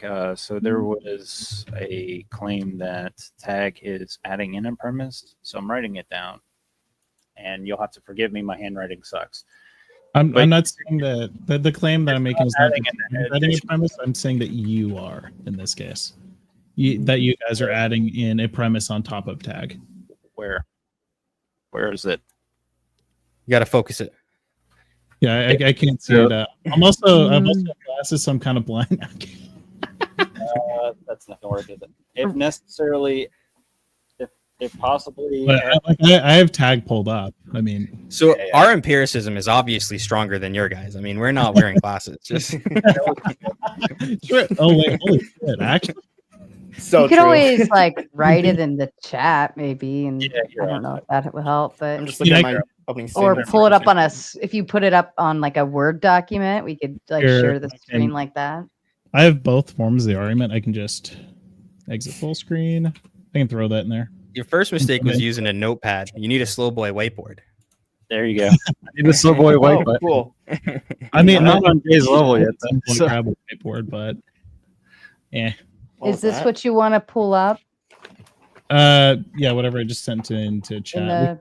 Either the progressive or regressive form. Either way, like I understand that the tag argument itself is logically valid, and I think no one's going to really disagree with that unless they're yeah.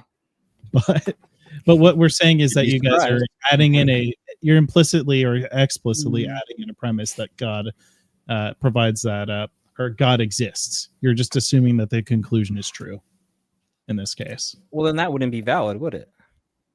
Yeah, that argument wouldn't be valid, but the tag argument in of itself is logically valid, just not sound, in my opinion.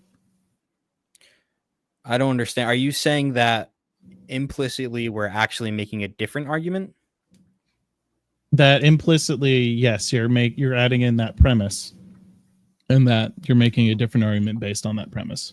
Can you show me in my syllogism where I have that premise in? When you say that God is necessary because he is, that just ends up being a tautology. P is P. In this case, it would just be asserting P as the premise.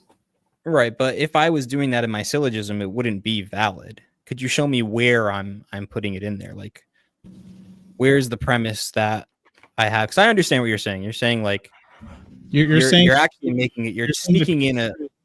Go ahead. No, you finish your statement. I was going to say, like, do you think I'm sneaking it? It seems to me that you say that I'm sneaking in a premise, and I'm just trying to figure out exactly where. Yeah, me too. Well, when I say sneaking is like a colloquial thing, but you're either explicitly adding it or implicitly adding it. In this case, you explicitly added it. In this case, you're just saying that P is true because P is true. Well, and no, it's tautologically true. So would you say then that all modus ponens is circular? Modus ponens, yeah, it would terminate should P be true, or P be assumed to be true. In this case, like it's valid, right? And if it's I'm not saying that all of like modus ponens arguments are sound either necessarily. Right, soundness and validity are different, right? For the audience sakes, valid means that if the conclusion follows from the premises.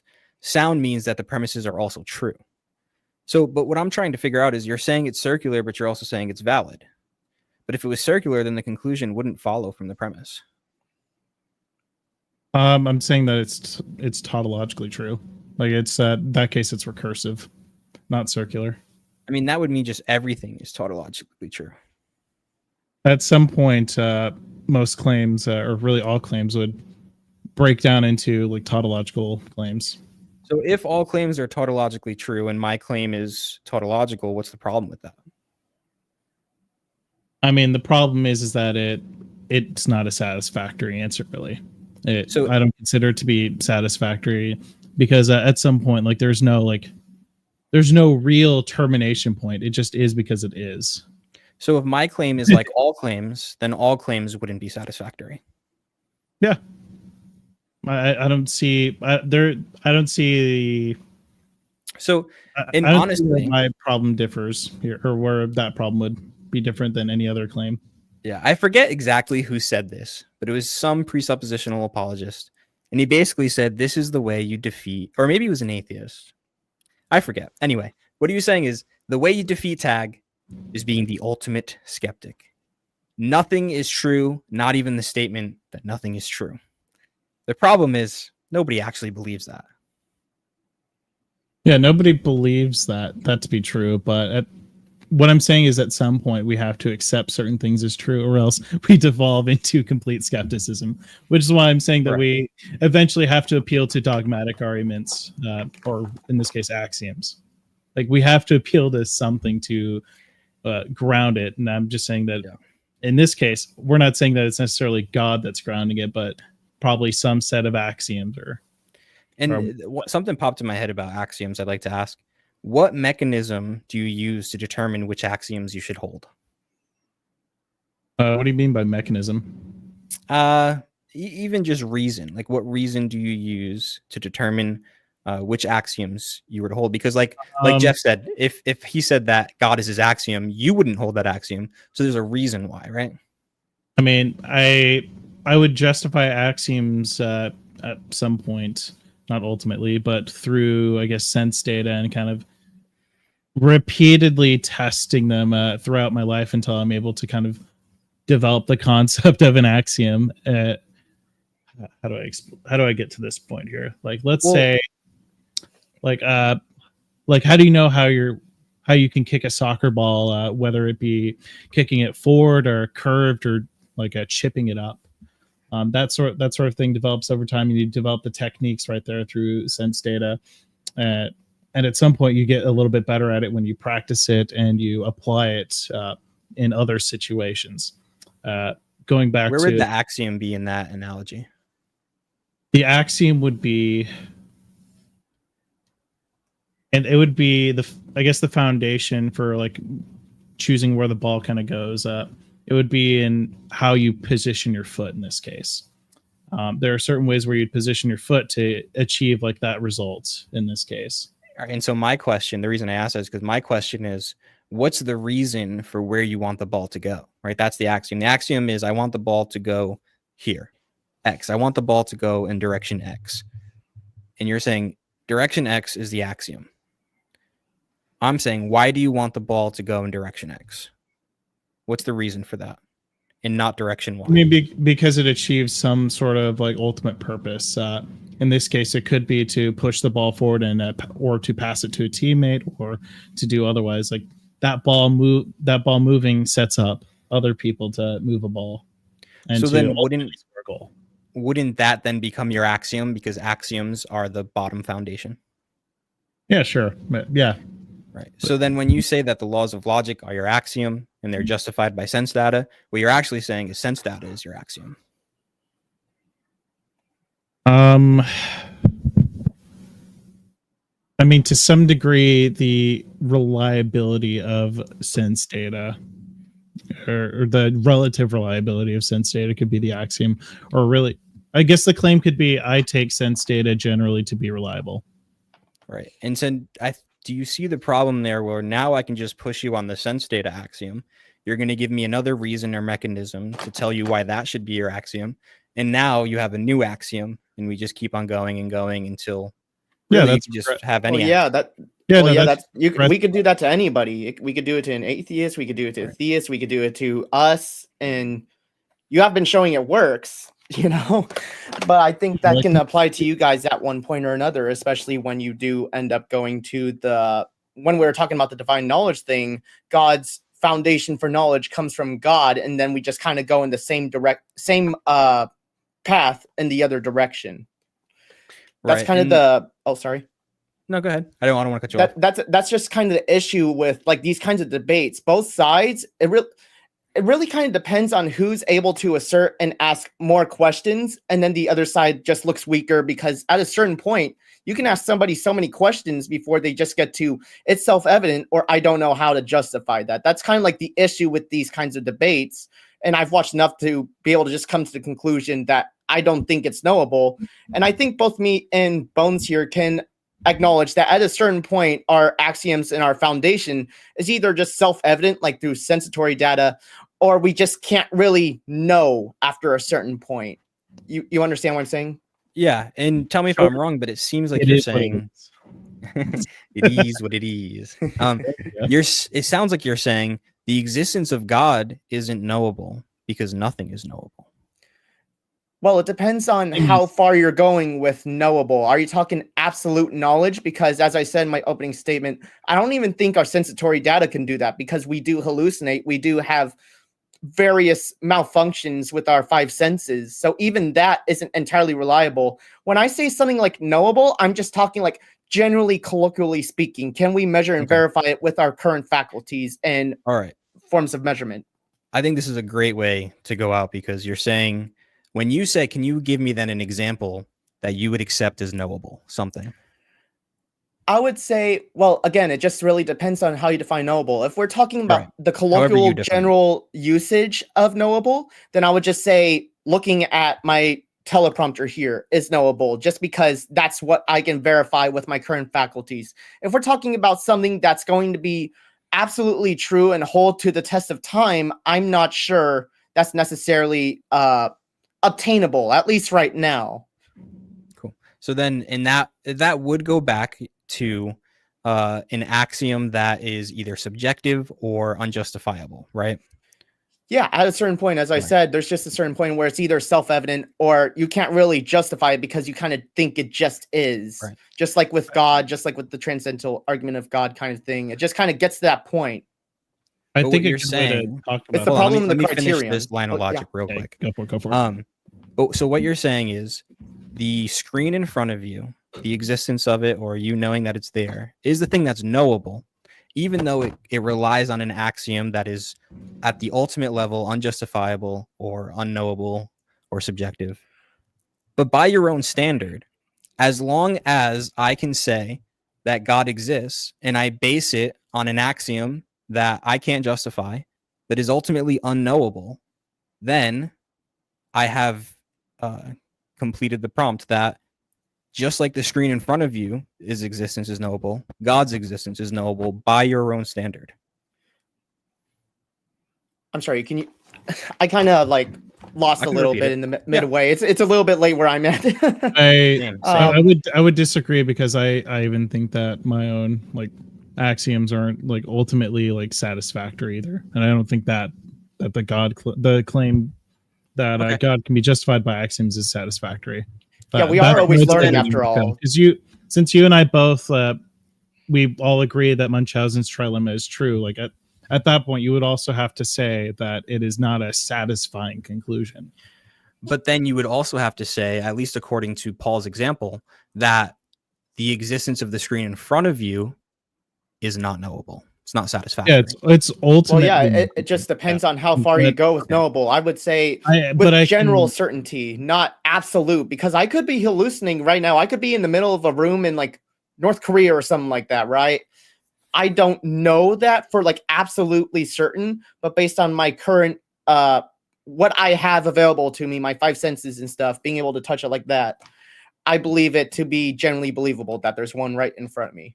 I can say I'm using these words a lot more specifically because since we're talking in the realm of philosophy, something that I probably messed up a little bit with earlier on my part is trying to use these words more colloquially.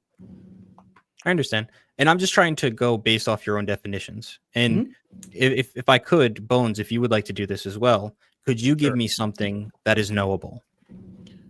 Something that I would say is like knowable to the degree to where like we can operate normally and not have to kind of be ultimately skeptical. Let's say that like a tree in a park exists.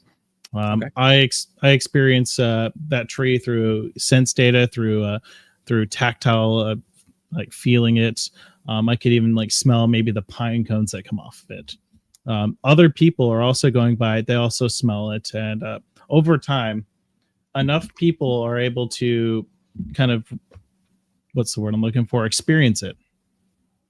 And at some point we can kind of accept that that is a tree, and that, let's say it's a pine tree too, since I'm mentioning pine cones, and that, let's say after like 1,000 people pass by that park and they pass by that pine tree, one person passed by the pine tree and they're like, I smell pecans.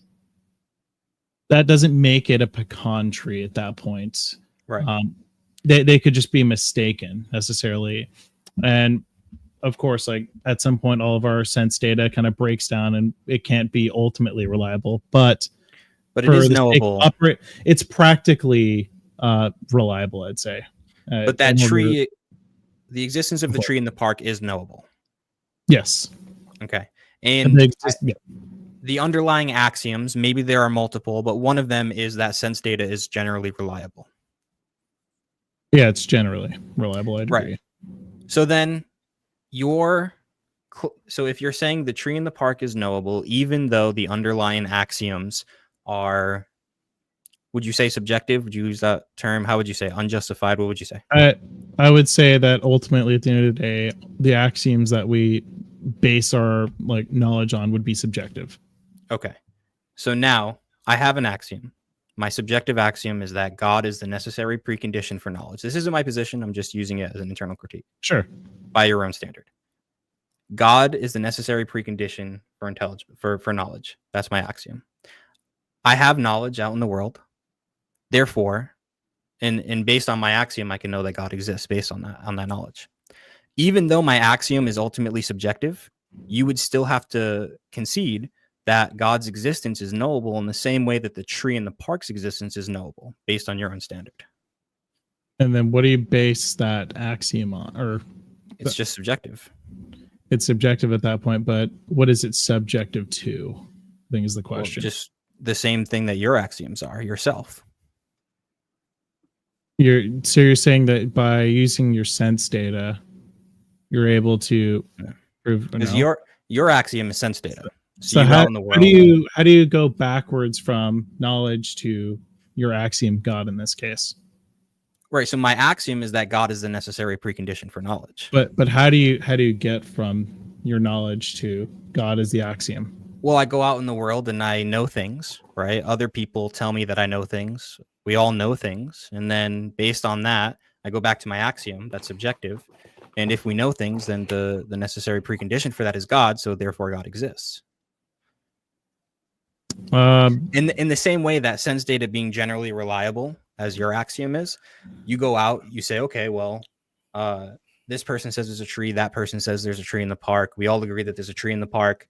Therefore, my senses can give me knowledge.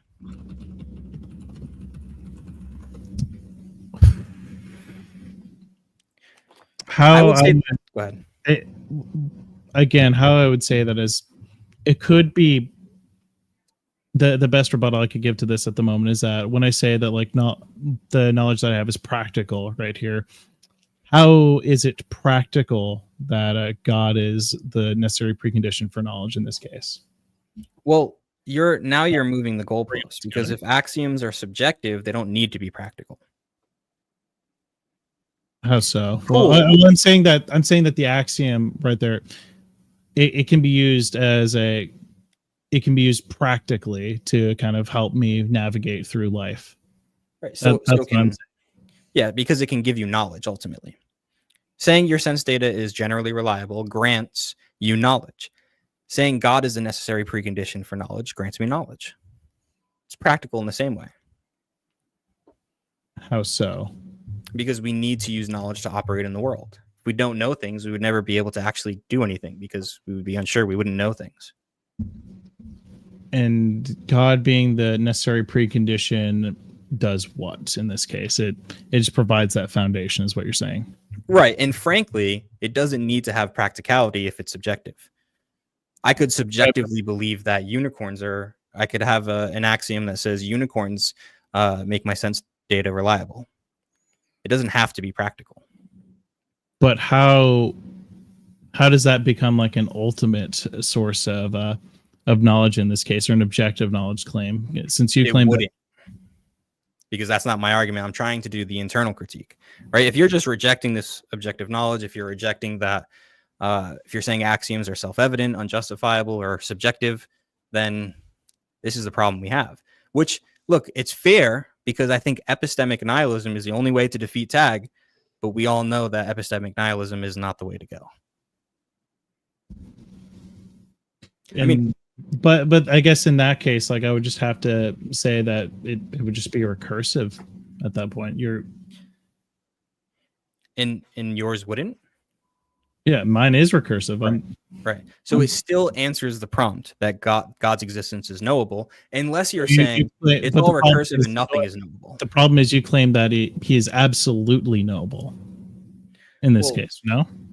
In But you're saying by your own standard, it wouldn't have to be. Well, I'm trying to appeal to your standard now. In this case, Okay, so this is different then. Yeah, We've no, exited the internal critique, and this is now an internal critique of my worldview. Yes. Okay, so let's start then. Start from the beginning then. So then, do you believe then that God being noble is an absolute truth claim? Yes. And so, how so? Because he is the necessary precondition for knowledge, which goes back to the Tag argument, right? And if it was not the case that God is the necessary precondition for knowledge, we wouldn't be able to justify our epistemology. We wouldn't have knowledge at the second order. So you're saying that there can't be other like secular frameworks for this to be the case? Exactly. I haven't heard a secular argument that gets around Hume's challenge. Now you could probably do. I mean, I could posit like other frameworks. Do like that would be able to challenge this. And in that case, I think that would make your premise false in this case. That he is the only that God or theism in this case the only necessary condition, because that's what it's really about it for Wide Gospel here. Like you're rapid fire. You could grant like transcendent. I forget what it's called philosophically. There's like a transcendental absolutism that kind of tries to get around this problem, but it would still fall to the induction issue. Yeah. It's still assuming that you have reason, and like when we're asking this through Tag, we're just asking where you get the vehicle to use logic. And unfortunately, I've just always heard here it is, and that doesn't ask where it came from. Well, that's why I ask, isn't it okay to just say I don't know and show some intellectual humility on these kinds of things? Because really, we can't measure or verify any of this stuff past a certain point, right? We can at least agree on that. We cannot use tools. We cannot use our five senses to measure anything past a certain point, especially a deity that is not even on our plane of existence. Well, if God exists, we would be able to, right? If God exists, we would be able to detect it? Well, no, I'm saying if God exists, we would be able to trust our senses. That would make sense. I'm not saying that it's true. I'm just saying it would make sense. Well, yeah. Well, we're talking about what is true because we're talking about what is knowable, right? Yeah, and that's what we've been talking about. But I'm saying, like, you haven't provided a scenario in which it makes sense. You're just saying it is. In which what makes sense? That our senses are generally reliable. Well, I would say our senses are just generally reliable because after a certain point, it just kind of becomes self-evident. This is how we function in our day-to-day life. If they weren't reliable, we'd all probably be dead.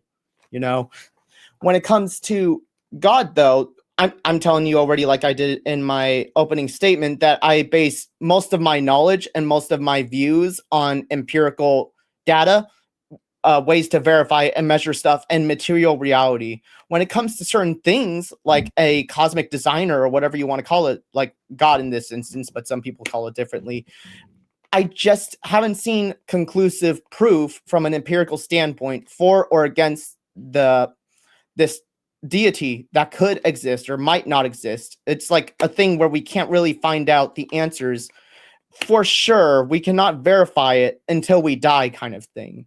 It's kind of what I'm trying to argue with this prompt. Would you generally agree that's agreeable, or? I would say that if you force empiricism, there may not be a way. I'm sure there are other people who could argue an empirical evidence for God. But you yourself don't believe that everything must be proved empirically.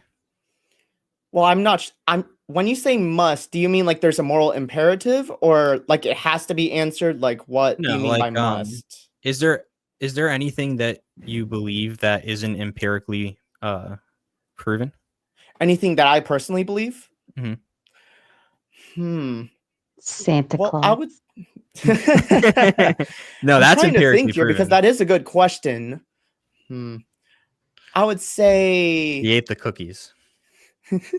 I actually can't think of anything off the top of my head. At least, honestly, I don't say that as like some sort of what do you call it? like. But so would that Tooting my mean own you're horn like kind of a thing or hard whatever. materialist? Because What was that? There's you don't come off to me as a hard materialist, but if you don't believe in anything that's not empirically proven, it almost seems like that makes you a hard materialist. I'm not really. I haven't really read like Marx or anything like that. I think he's the guy who's behind materialism or Hegel or some shit like that. I don't really know off the top of my head. I would say I generally lean materialist based on my understanding of it. I'm not very idealist or anything like that for the most part. Maybe a little bit idealist in the sense of what I kind of want for the world and what is ideal, but that's a whole other discussion for a whole other day. But generally, when it comes to me formulating my views and how I argue stuff, I try my best to argue it based on what I can observe and measure in material reality. Right. There could be exceptions. I just can't think of it off the top of my head. Here's something. Do you believe that human rights exist? No. Oh, hey, good. Okay. Interesting. Now, all right. Do you believe the laws of logic exist? Depends on what you mean by exist. If you mean exist as a construct in our mind to be able to explain phenomenon that we can see, such as the law of non-contradiction and stuff like that, then yes. Would that be? But I sort of proven? see the laws of logic more as kind of descriptors for how things function, rather than something that exists in the sense of like a material thing. It's just a observation statement, I would say it is. Perfect. So you believe it in doesn't things exist in a that- material. If it doesn't exist in a material way, then that would mean you believe in something that doesn't exist in a material way. Right. So that would make you not a materialist. Well, like I said, I kind of lean materialism. I haven't really read up entirely on it to be able to take a super hard stance and defend it in a case like this. So, Gotcha. And my whole point with this, and then Jeff, you had something to say. My whole point was that you believe in things that are not empirically proven, so it would be wrong to force that standard on something like God. well, I'm not trying to necessarily force it. I'm just trying to ask questions to be able to get to the root of your foundation and either see if you can provide some sort of material justification or if you can just say, I don't know, or at the very least, you can't measure or verify God's existence with our current faculties that we have on hand. If I can get something like that at the very least, then I'd be more than happy. I'm not trying to force anybody to be agnostic or anything like that, to be entirely clear. I just want to ask questions and be able to learn a little bit more about you guys and stuff. I gotcha. I have more to say to that, but Jeff did have something to say. Oh, I was just doubling down on you because it seems like if we're going into abstract thought, those don't exist empirically. So you're not taking a hard stance on naturalism if you're granting abstract conceptual thought. Those aren't things that we can really demonstrate. I mean, we can write them out, right, and that kind of thing, but you can't like show the thoughts that are going on in your mind. I don't really take a hard stance on most of philosophy just because it's very in our heads. It's very subjective, what different philosophical frameworks and stuff like that. I'm more so influenced by Max Stirner's egoism, who's known as like the anti-philosopher guy, right? So I generally do try to push all of like the big verbal jargon aside and try to speak more in layman's terms, not only for myself, but for the audience to understand it, which is kind of why I wanted to set the frame a little bit on how we define knowledge, whether if it's like general colloquially, something that we know based on our faculties and stuff like that, or if we're talking a very philosophical version that might end up putting us on two different pages, because I generally try to come at philosophical topics from a more colloquial standpoint. Understandable. That's fair.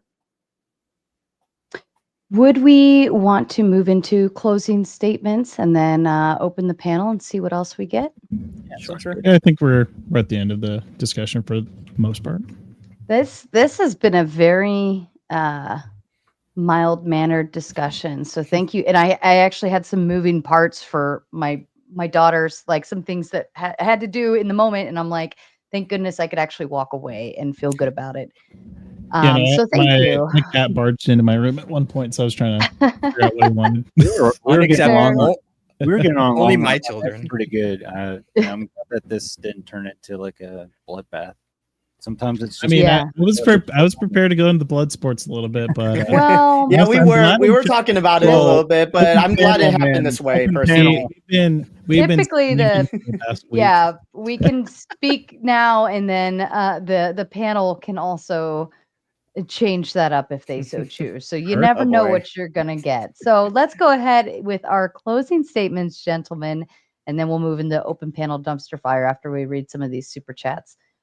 Jeff, to you. Yeah, so when a skeptic argues that Tagg's claim God is the precondition for induction and abstract thought assumes a criterion human reasoning's reliability to argue for God, which is circular or ungrounded, especially because of Hume's problem of induction, which undermines induction's justification. Tagg does not start by assuming the reliability of human reasoning or induction in a vacuum. Rather, it argues that the intelligibility of reasoning, induction, and abstract thought presupposes a metaphysical function, a rational, sovereign God. This transcendental method sidesteps the problem of the criterion by identifying the necessary conditions for knowledge itself, rather than relying on ungrounded criterion. And with that, I'll just give it over to my partner. Thank you. Alex, to you. I thoroughly enjoyed the conversation. Thank you, Bones and Paul, for doing this, and thanks for Jeff for getting this started. Of course, thank you, Sarah. Congrats on 10K. Over here. You are. Congrats on 10K. I think when I met you like 3-4 months ago, you were at less than half that. Sarah there's a reason for that. It's because Sarah works hard. I mean, she answers DMs like instantly. Generally, she doesn't care like if you're super popular or like she's just willing to put in the work, network, and make stuff happen. I appreciate that a lot. As far as the debate goes, I do think that I provided a solid argument for the existence of God. For the prompt, is the existence of God knowable? I do think that I provided a solid answer for that.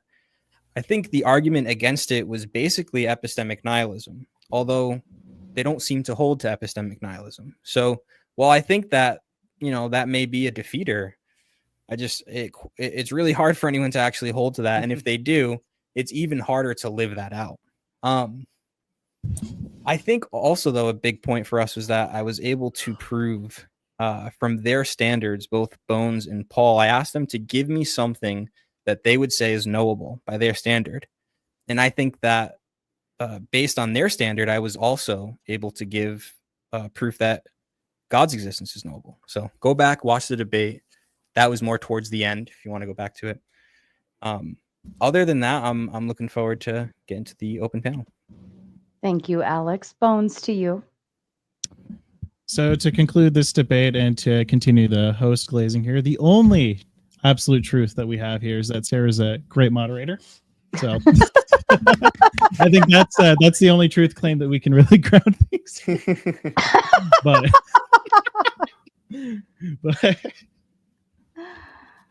yeah, outside of that, I'm going to disagree with Alex here and say that his answer to whether God is knowable is ultimately like unsatisfactory. Whether it is like complete and total epistemic nihilism, I would also disagree because I don't believe in epistemic nihilism, and I do believe that at some point there's something that I would accept to be true as a foundation that doesn't necessarily rely on a God. And at this point, I still remain pretty agnostic on the existence of a God, whether it be the Christian God, whether it be Brahman, whether it be the flying spaghetti monster, and whether it be this screwdriver as well. But either way, thank you very much for having this discussion. I hope to have more productive ones in the future. Absolutely. And Paul, final for words me, to you. I guess I don't really have not much else to say for a very first debate panel that I've ever been on. I think it went pretty well. I'm really glad I got to talk to you guys. Thanks, Sarah, for hosting us. Ask some pretty good questions about my own views personally that I can probably look back on a little bit. But other than that, I just don't really have much else to say. I really appreciate it, guys, taking the time out to talk to me in Bones here. Yeah, thanks, guys. I really appreciate it. Same here. Perfect. Well, thank you to all of you. And I already knew this was going to be a well-mannered debate because all four of you were able to be in a group message together to figure out dates and times, and nobody was mad, and we were all laughing and able to, get along that way. And usually I don't operate that way, but in this instance, I think it just kind of worked out. So shout out to all of you for being agreeable people and able to get along and move forward for purposes of the conversation. I have dropped the link for Open Panel Dumpster Fire. If anybody wants to go ahead and start jumping backstage, please feel free to do so. And I'm going to say this right now. Duck has appeared backstage already, and I'm going to go ahead and grant him a 10-minute veto where nobody can boot Duck for the first 10 minutes that he's on screen. And I'm only doing that just because poor Duck never even makes it on screen before he gets booted. So I'm granting him that for now. After that 10 minutes, fire away if you so will. But we want to give him some space. He's always here. He's very supportive of the show. I don't know if you guys see it in the chat, but he's always telling people to like, subscribe, share, do all of these things. He's very animated in the Discord as well. Without people like Duck, this show wouldn't be where it's at. So, I mean, he's a driver of the show in so many ways, whether you consider it to be good or bad. So we'll give him a 10-minute freebie, folks, and then I'll let you do what you want after that. All right, to the super chats we'll get through while people start shuffling backstage. Evan Lord with the big 5 says, thank you, Jacob, for making the white race, and thank you, white men, for inventing and installing my air conditioning.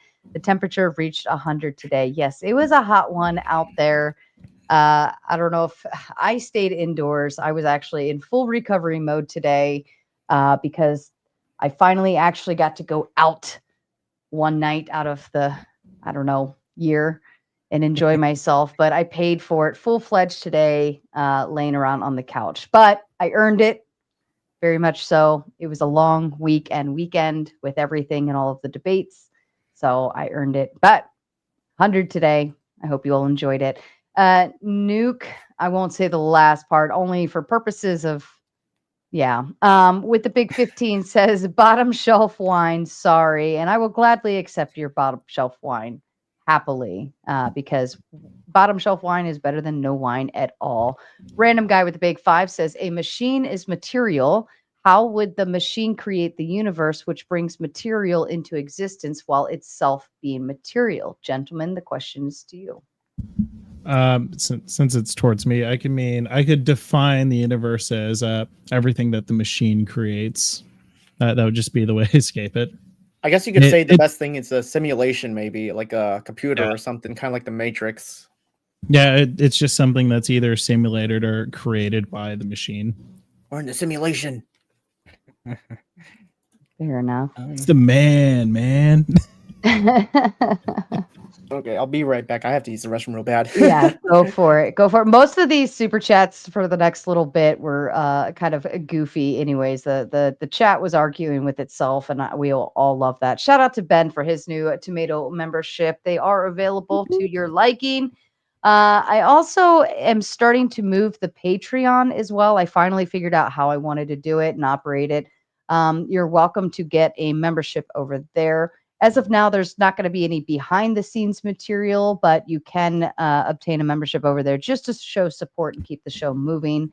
Every little bit helps and counts and works towards something. And I will say we are working on, but we are working on some new things for the tomato community, and I'm really excited for the next steps, the next levels, and where we're going to go from here. I knew once I hit 10K, I'd have to start moving in a bigger direction. So we're going there. So stick around, but feel free to support in all sorts of different ways. It will help every little bit. Evan Lord with the big 5 says, in debates like these, I realized the true justification for knowledge and belief: force. You can brute force a bad philosophy into being successful. Any thoughts, gentlemen? I wonder if he'll come up on the open panel. I usually see him. I would like a deeper explanation of that. He's back there. Cool. He Ooh, is back there.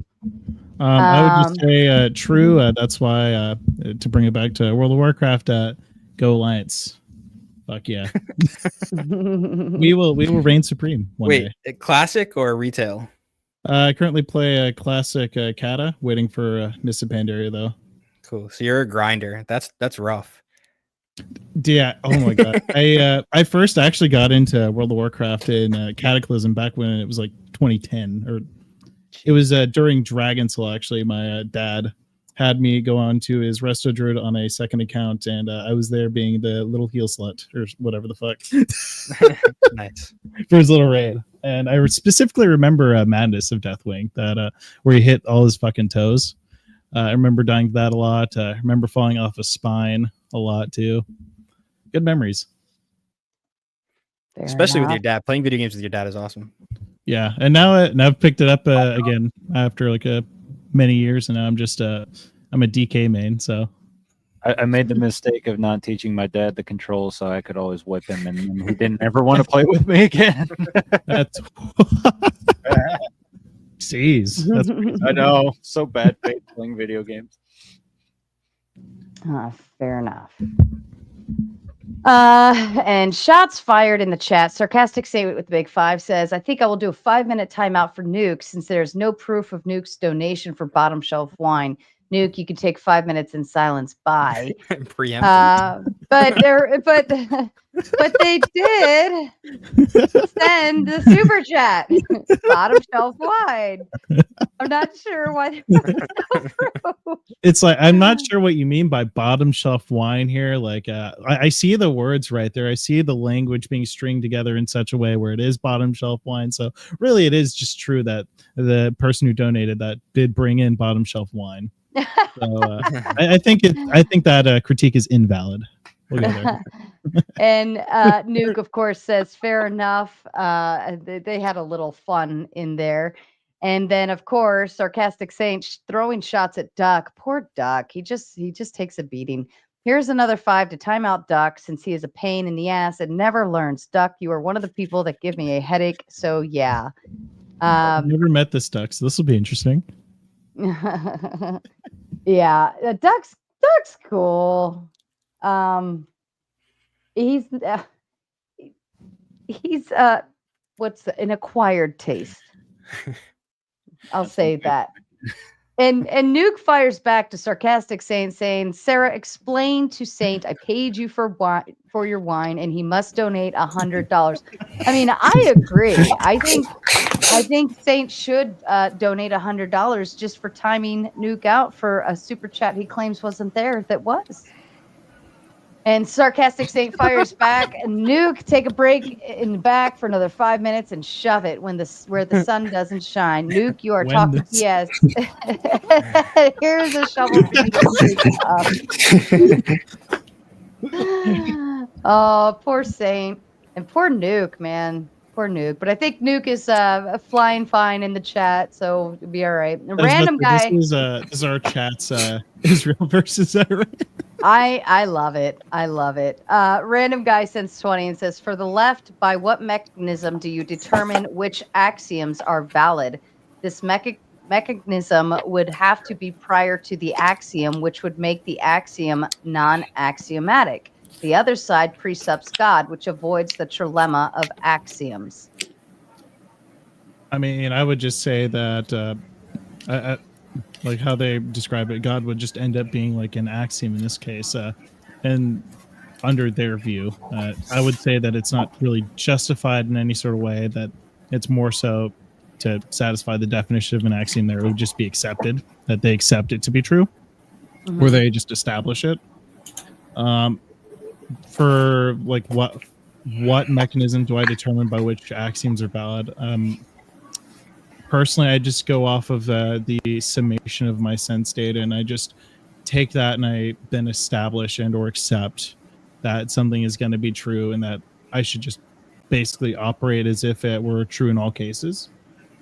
Knowing that I might be fallible in my senses or in my reasoning at some degree, but that it is practically useful for me. Yeah, I would say generally the same thing. Just kind of like my sense that what I read, what I see, what I experience is kind of how I form my axioms and my foundation and the such. And who knows, we might have to go into like philosophy a little bit more. Like, I'm not formally educated in philosophy. Like, the most education I've gotten was reading a little bit of Stanford Encyclopedia in my spare time. My first introduction into logic was some like random little like summer camp type thing before I went into middle school. And there was a class on basic logic. And I've kind of just touched up on it since then. This is what we talked about, right? Once you start using reasons or mechanisms to determine which axioms are valid, you start making those your axioms. And then once those are your axioms, you just do it all over again. Yeah, it just becomes recursive. Yeah. Fair enough. And last one, this was a mercy. Evan Lord sending out a mercy. Duck, I may disagree with you and give you some shit, but I wouldn't block you because you definitely add something in chat and open panel 5 for Duck, and that's to revive. So that canceled out Sarcastic Saints chat earlier. But yes, like I said, Duck is a very big supporter of the show and the channel, and I wish he got a little bit more love when he was here. But unfortunately, the chat, the audience, the other panelists just don't seem to like him very much. But I appreciate. He could be a great person. I appreciate the support he gives, and he stirs up the chat. I mean, that's kind of it's beneficial to the entirety of the show if you think about it. So, yeah, Duck is official tomato lore for sure. Yeah. We love you, Duck. All right, gentlemen. Well, that's it for the super chats. And let me make something very clear to the chat. I am sleepy tonight. So if you don't up the game this evening, I am happy to make this a short-lived open panel and we can all go to bed early because I have much sleep to catch on. Outside of that, let's I think what Sarah's saying is that we bored her to death. No. I can be bored all evening and not give a shit. But the super chats, though, I mean, certainly I'm happy to give my time and do these things, but I don't have to give more than what I already gave. All right, let's kick off open panel.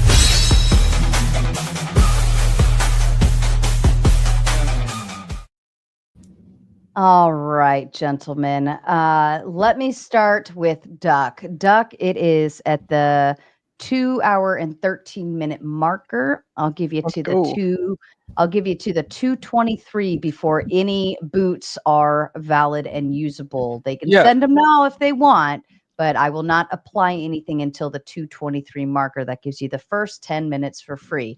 And just a thought process for everyone. I set a goal 30 minutes ago that said keep going or go to bed. You now have 28 minutes left to fulfill that goal before I just hit the shutdown button. So move quick or forever hold your peace. Go ahead. Yeah, I'll go fast. Sorry, I'm clearing my old person throat. So I have just a question, I guess, for all the panelists. As an atheist, yeah, I do have here my copies of Chronicles of Narnia. I know C.S. Lewis is a big guy for a lot of American Christians, British Christians. And so it's difficult for me when I think that, well, if I'm talking about, how can we know God exists, or what would that be like? If I'm taking a character out of C.S. Lewis or Chronicles of Narnia, it seems to me that that's a lot like taking a story out of the Bible, which was written by dozens, hundreds of different authors over hundreds of years, and saying that, well, look, we can then have knowledge about the guy that they're describing. That sounds odd because we know that Aslan doesn't exist, and this brings up why, as an atheist listening to you guys, it's hard for me to accept even that this debate wasn't apologetics at its core versus philosophy, right? Does that make sense? That how can I have faith if this is the sort of what we're basing our epistemologies on?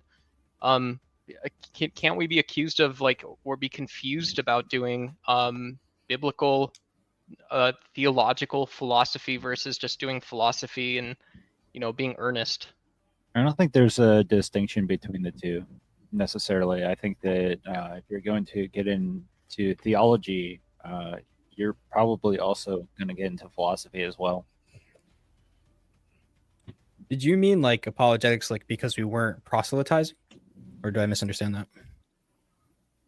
No, I meant that if I have a question about the methodology, and it seems like there is on stage there's an incentive to win or be right. It doesn't seem like I'm actually talking about knowing something. It seems like I'm talking about what someone else wants me to know. Well, I think you're right in that whenever we do things publicly, there is always pride involved to an extent. I think all of us here today did a great job at trying not doing that. But I mean, everybody wants to show off a little bit. It's human nature. Everybody wants to win. That's human nature. But I do think that we all care deeply about these issues, and that we do want to understand what true knowledge is. So, okay, so the answer is that no, we really wanted to though, and so you think that people in the audience and chat, even of the atheist persuasion, we're doing our bench presses with our books and stuff like that. Big nerds. I just accept that. Well, yeah, if people are being good faith, they don't get confused about apologetics or about theology and about philosophy, about how I would know something. Like Sarah saw me backstage eating a plate full of tater tots. Kind of bad panelist behavior, but she and I would both know that I made tater tots, and it seems like we're having a very different conversation. Yeah, so we talked about first order and second order claims in the debate. Do you know the difference? First order and second order claims. It's okay. I just don't want to speak about it if you're not familiar. Is it like modal logic or something close to that? Something different? I probably couldn't give a great definition, but examples. A first order knowledge claim is that you made tater tots. The second order knowledge claim is that you know that you made tater tots. Okay. So I wouldn't deny that you have first order. Bring it back. It's the first order is the what, the second order is the how. Yeah, so I would understand that as a philosopher, and maybe this is a gap in my knowledge, so I will look it up, but I would understand this as a linguistic statement. So saying that, like, well, in either case, if I'm saying I made tater tots or I know I made tater tots, I'm in the first statement, a linguistic claim isn't necessarily like deeply semantic, except for saying that something exists. Like, I'm assuming something exists, right? I can point to a tater tot in the world. I'm signifying the tater tot. And if I say I know that exists, then that means that, like, I believe I have a justified belief. So, yeah, I mean, the issue is I'm not going to discredit your first order claim. So when you say it seems like we're talking about two different things, I grant that even as an atheist, you know that you made tater tots. Okay, but you're trusting me based on a testimony. You weren't actually there when I made tater tots. You're not Sarah. You could say Sarah's reliable if she confirms that I made tater tots.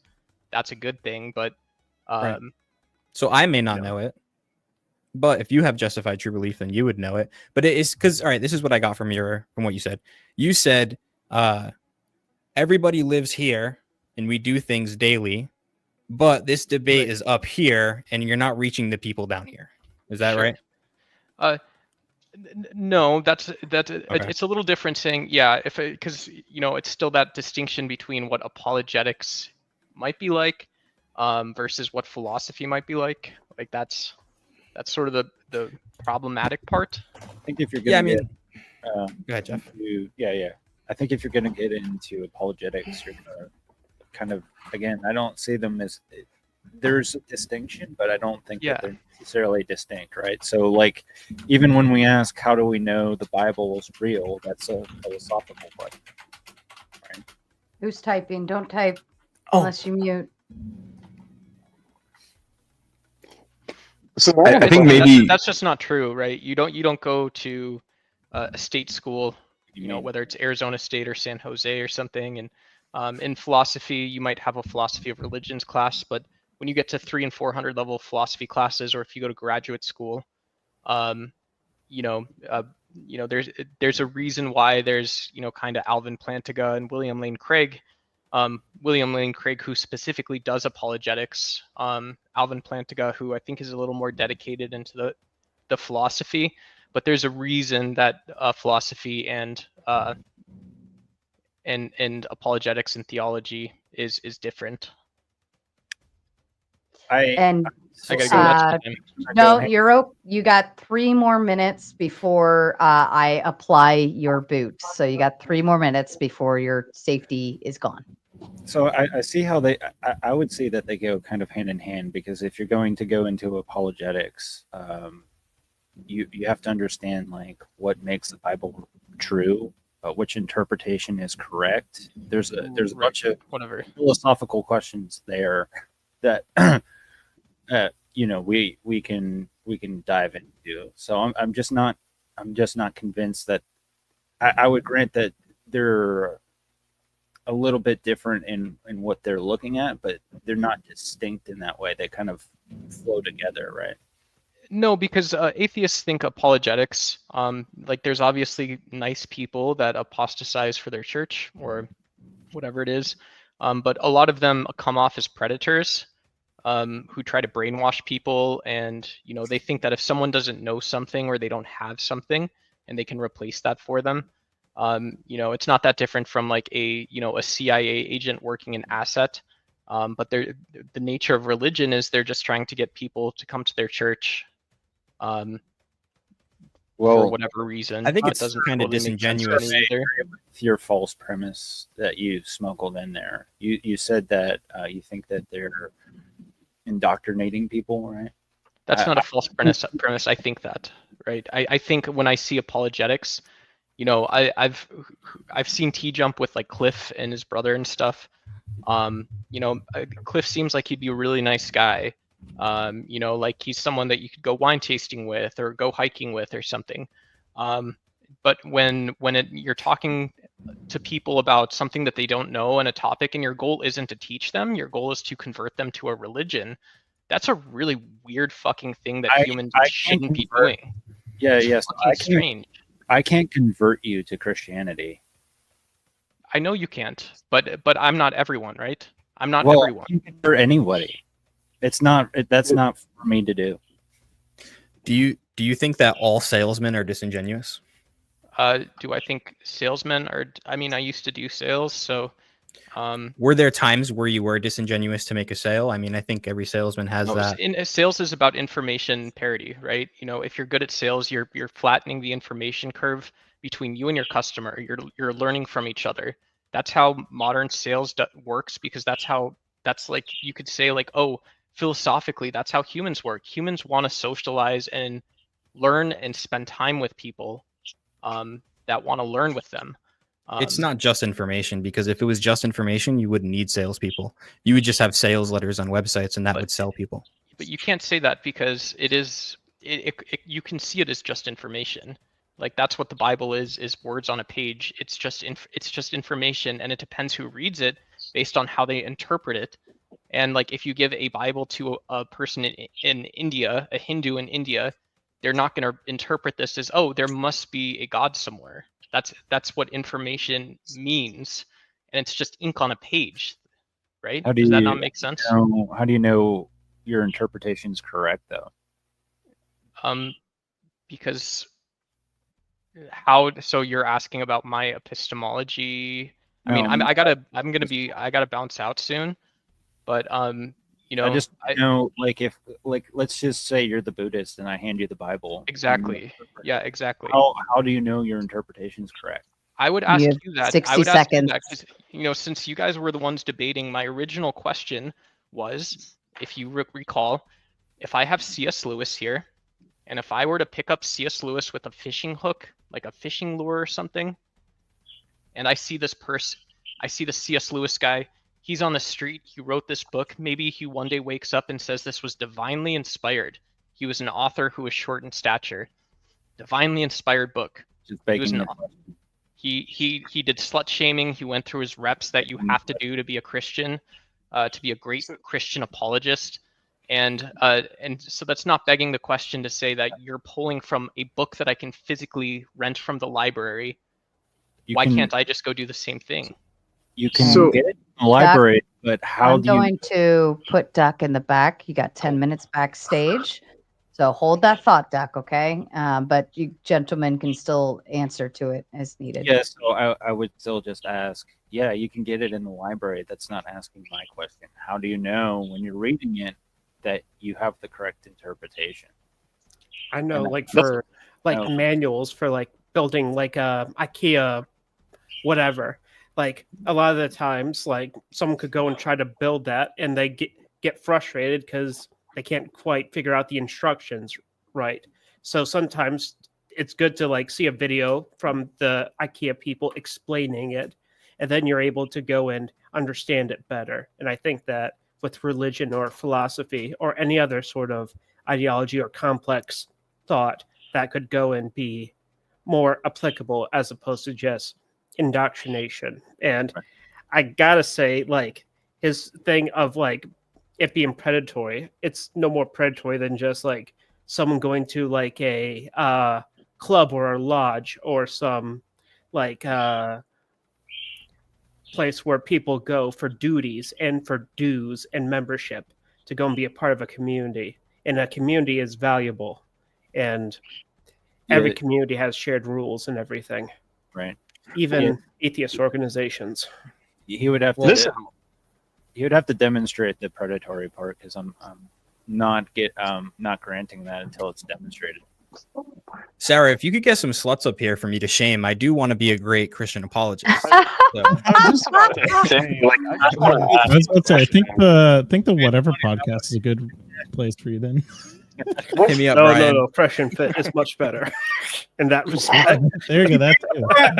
That's Poor Ryan. And just fair warning to all of you watching, you have 15 minutes to hit that goal, or I'm going to bed. I have no issue shutting this shit down faster than you can blink your eyes. So figure it out.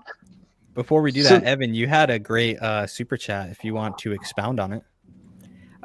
I will say, like, there's a lot of times, like, throughout history, like, even, like, small regional places, like, there was a city in, like, the Sahara trade route where one ruler there was cruel and basically implanted his own sort of ideology and basically was the main adopter for Sufi Islam and was able to go and spread from there.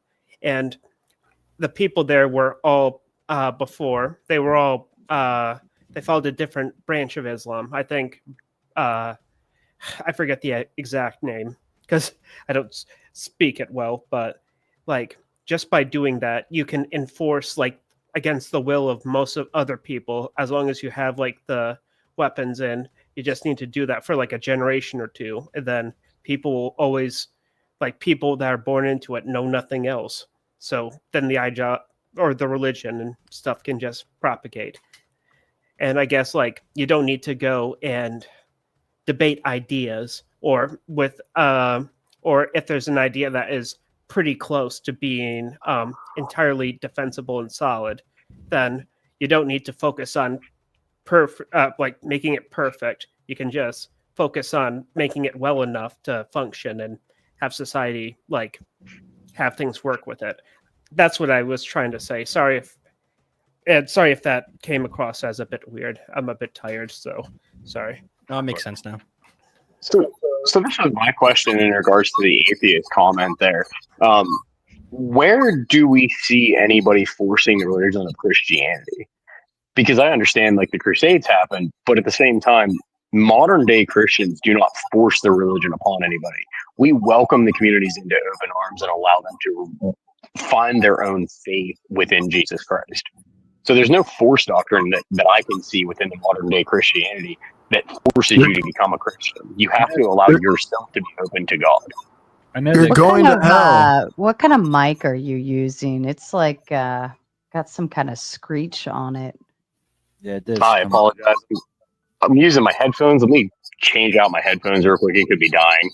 And I know Evan Ward's not the counter an rhetoric. atheist. I hear it all the time. But if the atheists want to answer it, or agnostics want to answer it, that's fine. What was the question again? So he's basically saying, what about the religion makes it forced upon you? I guess to answer that, I want to say most of the force is just going to be coming from, I guess, historically to answer that, the Crusades, all the holy wars, yada yada yada. Nowadays, I would say most of the force is probably more so from parent to child, in the case that they would be like taking the child to go anywhere. But at that point, you could also say that you're forcing the child to go to the mall or the store or something like that, which it would get into like really murky ground. That's more me trying to like steel man it. The force could come from Christians in government that are. Yeah, the force could come from Christians in government who are writing laws. Yeah. I don't know whose thing is doing that. Oh, actually, you bring that up. Maybe it wasn't Alwines. I thought it was Alwines, but he was muted. Yeah, no, I don't think it's mine because like I'm still hearing it even while I'm muted and stuff. I think it's. I don't know. Chrissy, you're not using headphones, right? No, I'm not. Okay. I would just That's mute why, up while yeah. you're not talking. Yeah. No, it's gone right. Per Radical Voter's comment, actually, if anyone saw the interview between Tucker Carlson and Ted Cruz, Ted Cruz made this really funny statement about his defense of Israel being because of the Bible. Like that I thought was like a pretty big red flag right there. Like for one, that's a very common thing about Israel, right? There's a very common belief, especially through the Bible Belt, that like what's going on over there is biblical prophecy, and that it needs to happen a certain way to bring about revelations or whatever, right? Mm-hmm. Yeah, and it could get us all killed. A lot of Christians disagree with that, though. Yeah, a lot of actual Christians do disagree with that being a revelation standpoint, where you're looking at the Bible and the Revelation chapters. It's a more of a propagandist take if you really look at it from that aspect. I agree. Yeah, it is a propaganda point, but it's from a Christian worldview. Whether it be like, I want to say like Southern Baptists are probably the most likely to hold that view, but well, their viewpoints could also hold that too. To debate too, dude. They're fun to debate. I'll team up with anybody on the panel against this dispensationalism. So, yeah, I'm not a big fan of the Southern Baptist, but like that's what I mean though. When you're arguing from a moral standpoint, or if you're arguing from a theological standpoint, like you guys said earlier in the debate or discussion, or however you want to classify it as, when you guys said there's a machine or a simulation, what created that machine or the simulation to take effect?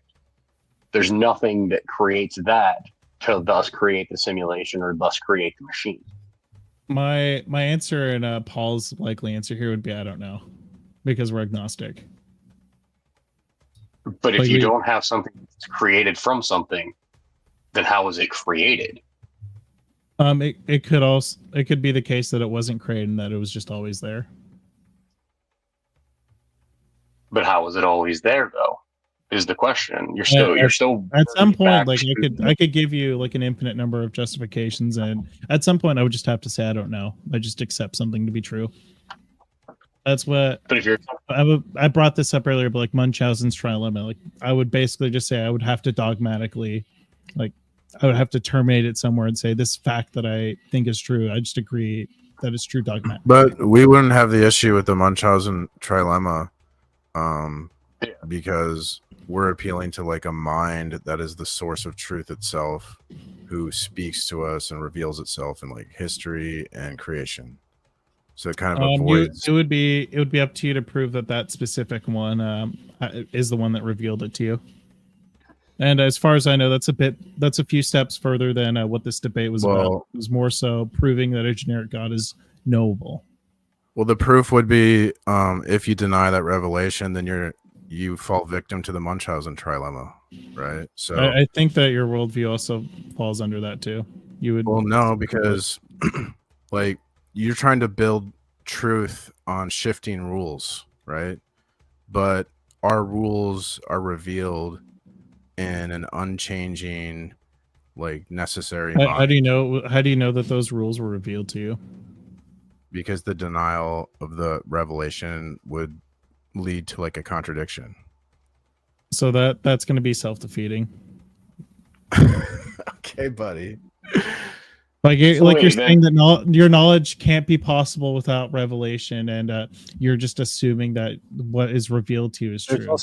There's also image bearer status. I mean, into image bearer status also demonstrates that.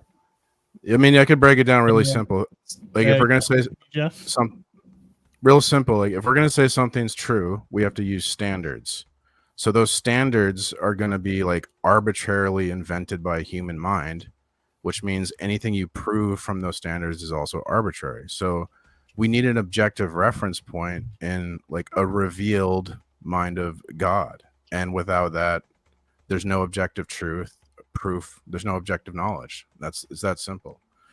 And Elite Eater, God, I love that name. I'm a big foodie fan, so if you're eating all the time and you are among the elite, shout out to you, my friend, says, we can't yet confirm or deny the existence of a God, plural gods, in my opinion, and we probably never will. Violence over religion is stupid. Religion used to trick people. And just a fair warning to you guys, you have 3 more super chats to go and only 6 minutes left. You can do it. I believe in you.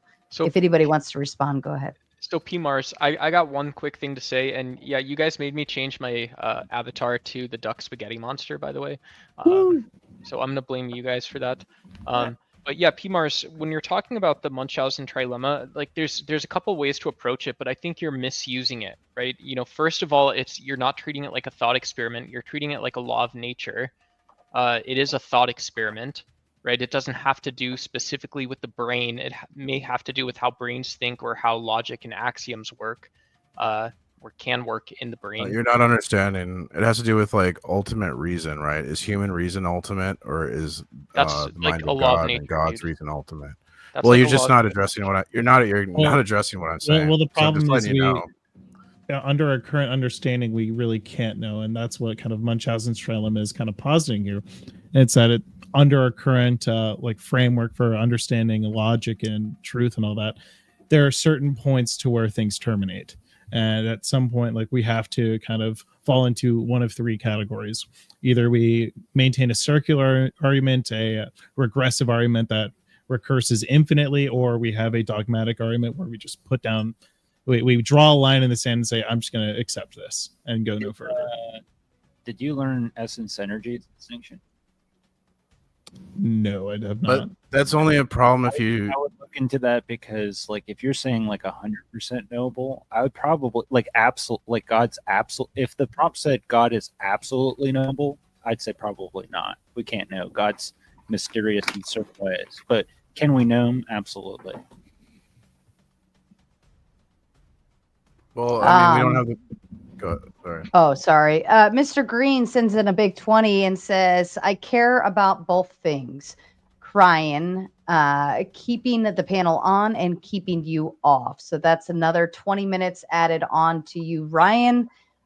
You currently, with everything added up and what's ticking down, you're sitting at 9 minutes, and I'm going to add the 20 on. So that brings you up to 29.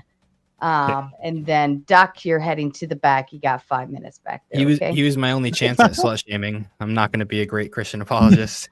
I mean, people can always bring Ryan back up. So yeah, he can be $30. We'll bring him up right now. To bring him up. Yeah. Someone do it. Someone be the oiler here. And you guys just need one more super chat. You've got 3 minutes to do it. One more super chat. I don't care what it says within TOS guidelines, but yeah. One more and the show keeps going. You got 3 minutes, chat. I wish they would have kept Duck up here. I wanted to ask my atheist question. He'll be back in 5 minutes. Oh, sweet. So, but yeah, but if you're saying though that you're into that dilemma to where you're allowing it to be agreed upon based off a dogmatic situation, then wouldn't you thus say that if you were pushed into a corner, you would have to say that God is real? If at some point I would run out of arguments that I would know, I would have to accept that I could be up to the possibility that a generic God would exist. I wouldn't be necessarily nailed down to any specific God, and that would require much more both inner thought and more so exploring other religions, both existing or maybe even looking into creating new religions. I have no fucking clue, but I would maybe have to accept it at some point based off of that. I'm not saying that I will never believe in any God, because that would put me in the atheist category, which I'm not. You said you grew up Catholic. Yeah, funnily enough, I would technically still be Catholic per the taking all the sacraments. I am confirmed, but I haven't been excommunicated. So in a loose sense, Catholic. You're just a bad Catholic. I'm a bad Catholic who doesn't believe in Catholicism. Well, you shouldn't, but I don't want to stir that pot yet. I will say this: out of the three major, I guess not denominations, but sects or whatever the fuck of Christianity, Protestants have the least amount of what I'd say aura. But Orthodox and Catholics, we've got it fucking nailed down, okay? We've got it fucking nailed down. I think when you bring up the deist God, that makes me think of the prompt of the show is God's existence knowable? And if we ask the question, if God designs the universe in a way that the universe could never know God, to me it seems like we could never know God. And so therefore the only way we can know God is if he takes the initiative to reveal himself to us. Mm-hmm. And that's the type of God we have in Christianity. And so I think the deist God is kind of you could never even know it, right? I mean, yeah, I guess that's a problem with impersonal gods. At that point, you can't really know them per se. You can kind of just say that they exist. I want to say, I think Brahman, I brought him up earlier. I think that's one of the gods that are not personal. But don't you think wouldn't it make sense to you that if the source of existence and truth was a person that speaks to us, that's pretty much the only way we could know that type of thing? Because I don't think science or logic is ever going to be able to answer questions about the source of all existence and truth. I would have to ask questions about your God specifically, but is he all knowing or yeah? Well, I would say I'm a Christian. I would say it's a necessary mind. That's the ground of being, and then we can only know it because it speaks to us. Because I don't think we can there's no other way to know that type of thing. So, what are the characteristics of the Christian God that you believe in? Well, I mean, Trinity, omnipotent, omniscient. It'd be the standard of good, standard of truth. Okay. Do you think that there is some scenario that God can conjure up where he would be able to reveal that to us?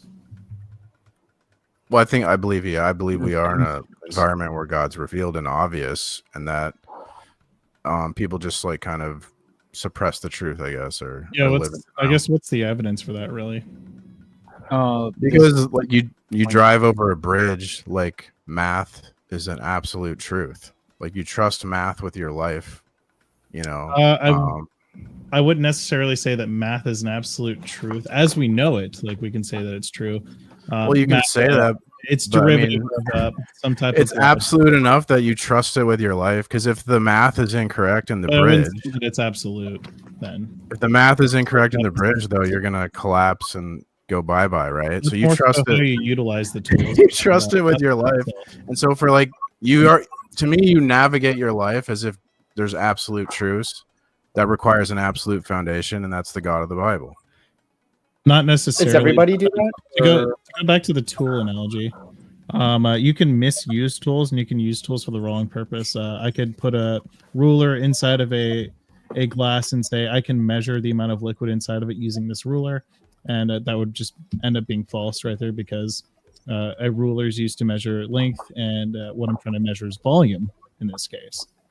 And I would just be misusing the tool and it wouldn't be useful there. Just like saying that assuming that math isn't true wouldn't make things work.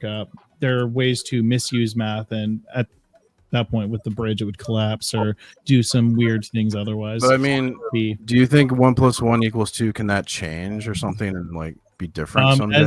As we have defined math, no. There's nothing stopping us theoretically in the future from swapping out 2 with 3 and swapping the places, though. Okay, but if I say the concept of Arabic numerals, they're like 1, 2, 3, and 4. They're just placeholders for describing like the number of objects, and we're just labeling that. This is considered a mathematical and necessary truth. Typically, I don't know if you're going to deny that. That's weird because I'm not necessarily. I'm saying that as far as we can ground it, yes, it is true. And we can only really ground it insofar as how we've grounded it linguistically. That's what we're saying. That's the proof of God right there, because that's an unchanging truth. And so you need an unchanging foundation. The Christian God has an unchanging there nature. could be other mathematical systems that exist that we are not aware of. That could be. No, but math is an abstraction. So you need something you need something concrete and unchanging. Isn't God an abstraction too? Is that what we're talking about? No, God is concrete. So when we're talking about a foundation, so is God physical then? Yeah, God is the source of all existence. He's the most physical thing there, or not physical. He's concrete. Actually, this is hilarious. So wait. This So is what do you mean by fabulous. I love concrete this shit. Isn't you love it? I do. When you get up there and make a fool out of yourself, it's just absolutely pure entertainment. What did he say that made him? It's just everything PMAR says. I'm correct. I've been reading books. I'm reading too. Like these damn atheists want to burn all the books. I'm telling you, we're not atheists. We're not. They had their atheists. way. They're gonna burn all the books. Brenda, are you an atheist? I've been reading Yes, Dune. I am. Doesn't mean a Shai Halud. I would love. Oh God, he's a fucking sandworm. I would love Paul and Bones to tell you why you're wrong for being an atheist. I take the atheist claim to be that there's a positive claim that no gods exist, and I agree right here. I am saying that I don't know whether a god exists. I'm agnostic. Same here. Okay. Why is Brenda wrong? Go. You don't have any more evidence than they do from an empirical standpoint to justify the lack of belief in God's existence. I think I can. How? Yeah, go for it. Let's hear it. The lack of evidence. Lack of evidence isn't evidence that God doesn't exist. Sure it is. How? Phenomenal conservatism. Phenomenal what? Phenomenal conservatism. What's that? That Oh, things I know. are as they appear to us until our best theories can prove them wrong. It appears to me that there's no God. We do mean There's no evidence for God. So applying Brenda, can you do me phenomenal a favor? conservatism, then I can conclude that God doesn't exist until and unless you can provide evidence that he does exist. Well, hang on, Brenda. Is Well, God is God logically possible in phenomenal conservatism? It's so funny. They use the big words. Is They don't God know. logically possible in You phenomenal literally just used the words phenomenal conservatism. Is God logically possible in It's phenomenal hilarious.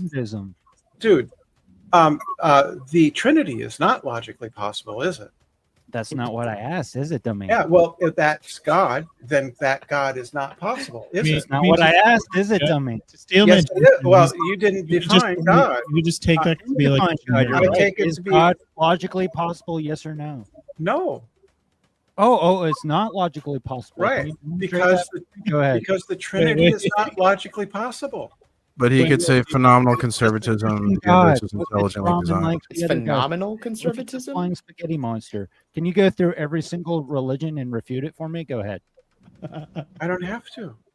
Oh, I don't have to. Okay. You're making a positive claim about the lack of existence of God, so you do have to prove it.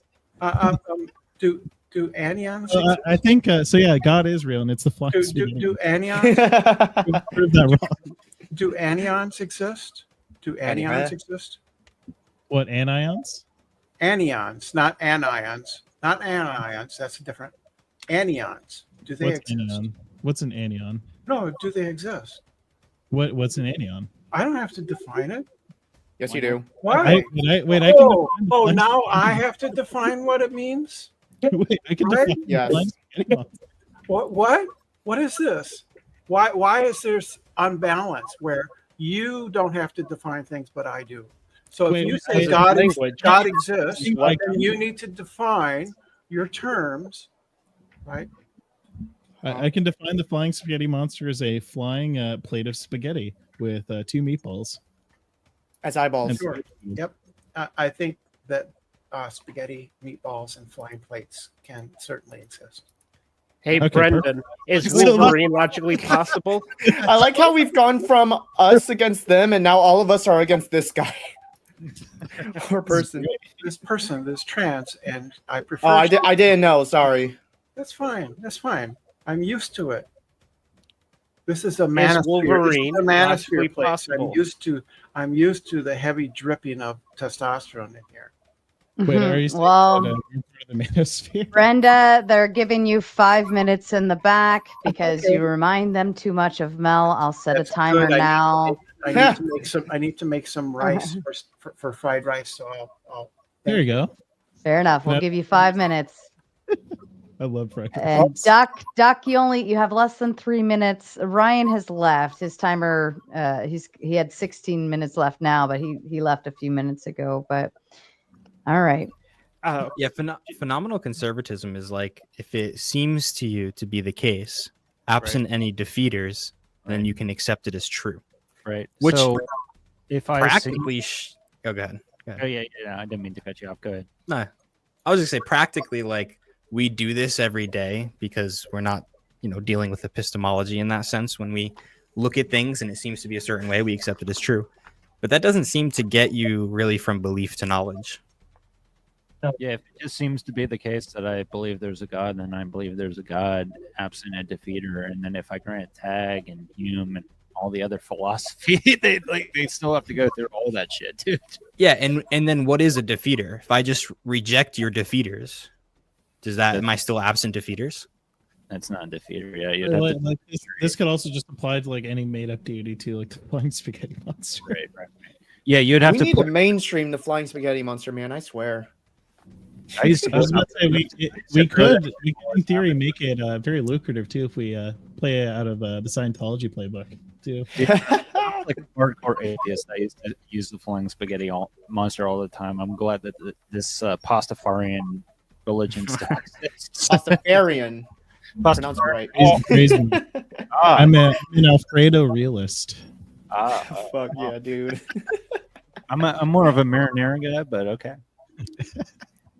What I'm about to head off, but one last argument I'd like to make about like the about people knowing about God or gods is there's many different temples or religious structures around the world, and the way that it was done, it was detrimental to the society, where it costed either so much that the society collapsed, or it's the only thing left while everything else was destroyed. Like think of like the Mayan pyramids that were slowly adapted, or the Aztec pyramid where they just happened to find in like the jungle or what have you.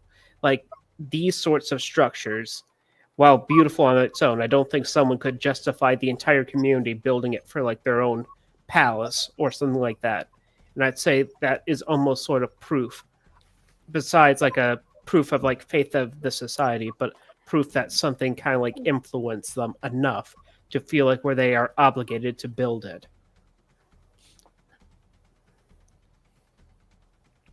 Because there's like, I don't think there's like a logical reason why someone would go and like destroy their society to build something if they didn't feel like, if they didn't, serious consequences and real consequences would happen. What if their god was false though? I would say more demonic then, or like just some supernatural entity goes and makes it happen. Because I think there's an argument to be made that the human tendency towards religion points to could point to the truth that God exists. So I think that's kind of the argument that you're making, right? Yeah, definitely. Yeah, I wouldn't say it's 100% true because of that, but I do think that there could be an argument made for that for sure. Yeah. Yeah, you could test the other morality systems and epistemic beliefs of that God or what it's granting. Like, example, Mormonism has a false prophet, right? And they got billions, and they build a lot of things. Yeah. Do you think Mormonism and Christianity have different epistemic criteria? It's just funny because they both use the Bible, which most people generally accept. Well, anyway, good night. Well, yeah, they're It's nice to see you, Evan. See you, Evan. They're going off of their interpretation of it based off of the Book of Mormon. So remember that Joseph Smith added himself to the book, which you're not supposed to do, by the way. So Christians can just objectively go, no, this isn't Christianity. You're not supposed to add or subtract from the book. But they both have.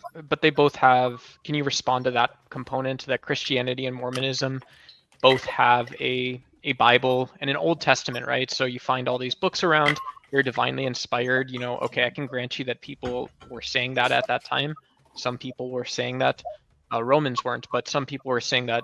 And so it seems to me that if you want to be critical of Islam or critical of Mormonism, critical of Judaism, Hinduism, Buddhism, whatever it is, you're ultimately still rolling back into the same modes of human thinking. That's what I want. I would like anyone to respond to that. What do you mean? I mean, again, I would just point to the false prophet, as I would for Islam. That doesn't do it. You already said that once. It does do that. What are you talking about? How does having a false prophet respond to the fact that both books have the fucking Bible? Am I speaking fucking Spanish? To the Bible, Am I then speaking they're a in foreign trouble, fucking buddy. language? If they're Am I pointing speaking to a the Bible, foreign they're in fucking trouble. language? Are you supposed to add to the Bible or not? Go look it up. You're not responding to the fucking I thing I'm did. telling Just you. What did. is wrong with your head? What is wrong with your head? Nothing. I'm asking a You look up reasonable in question. where it says do Here's not the bullet add or points subtract right to here. the Bible. Oh, You- boy.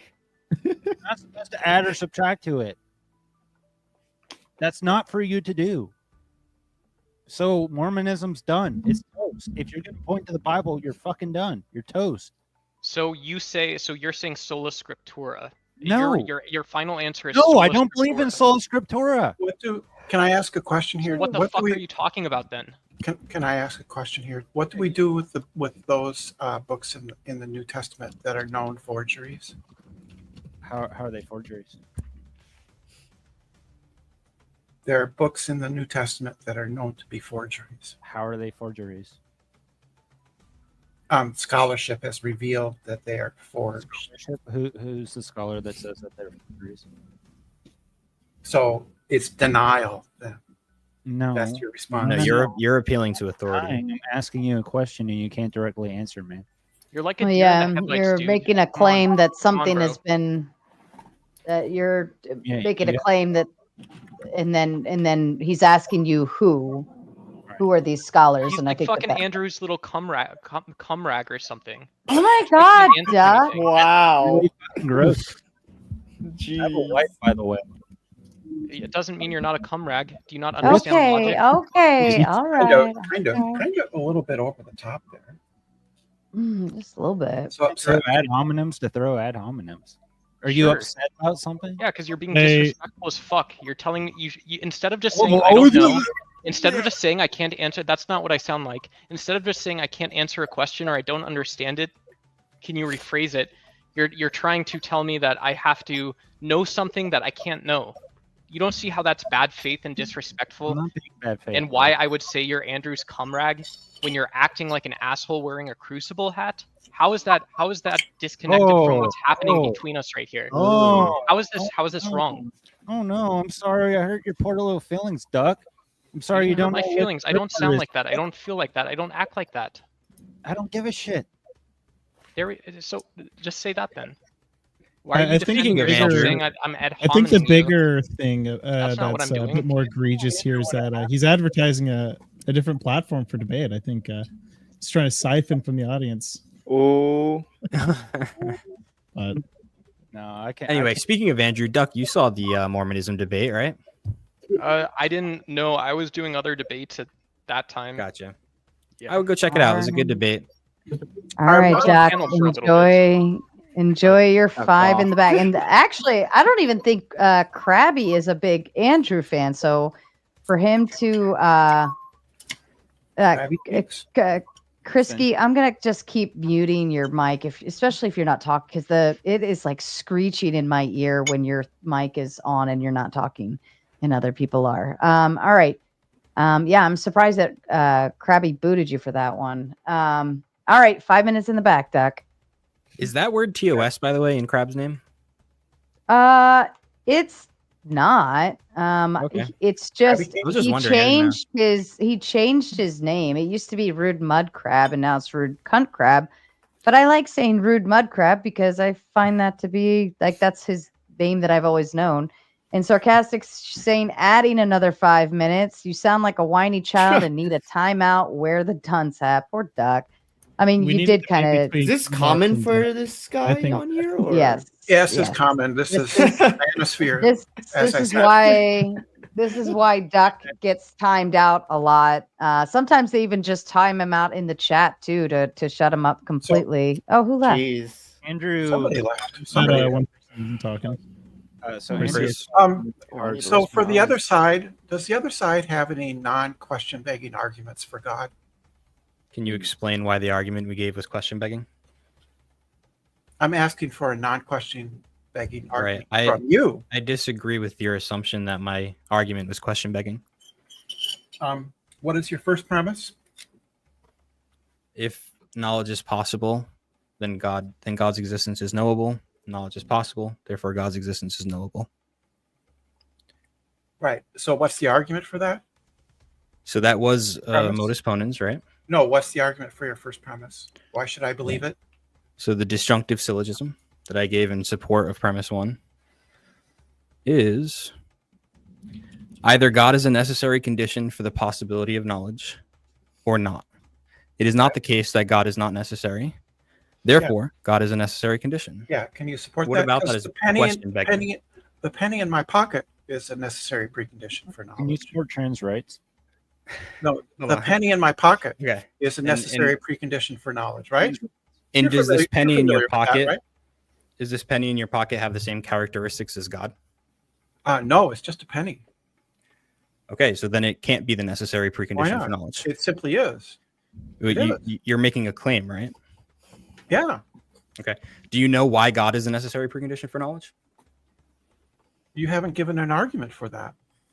All right. So if I literally just did What is it?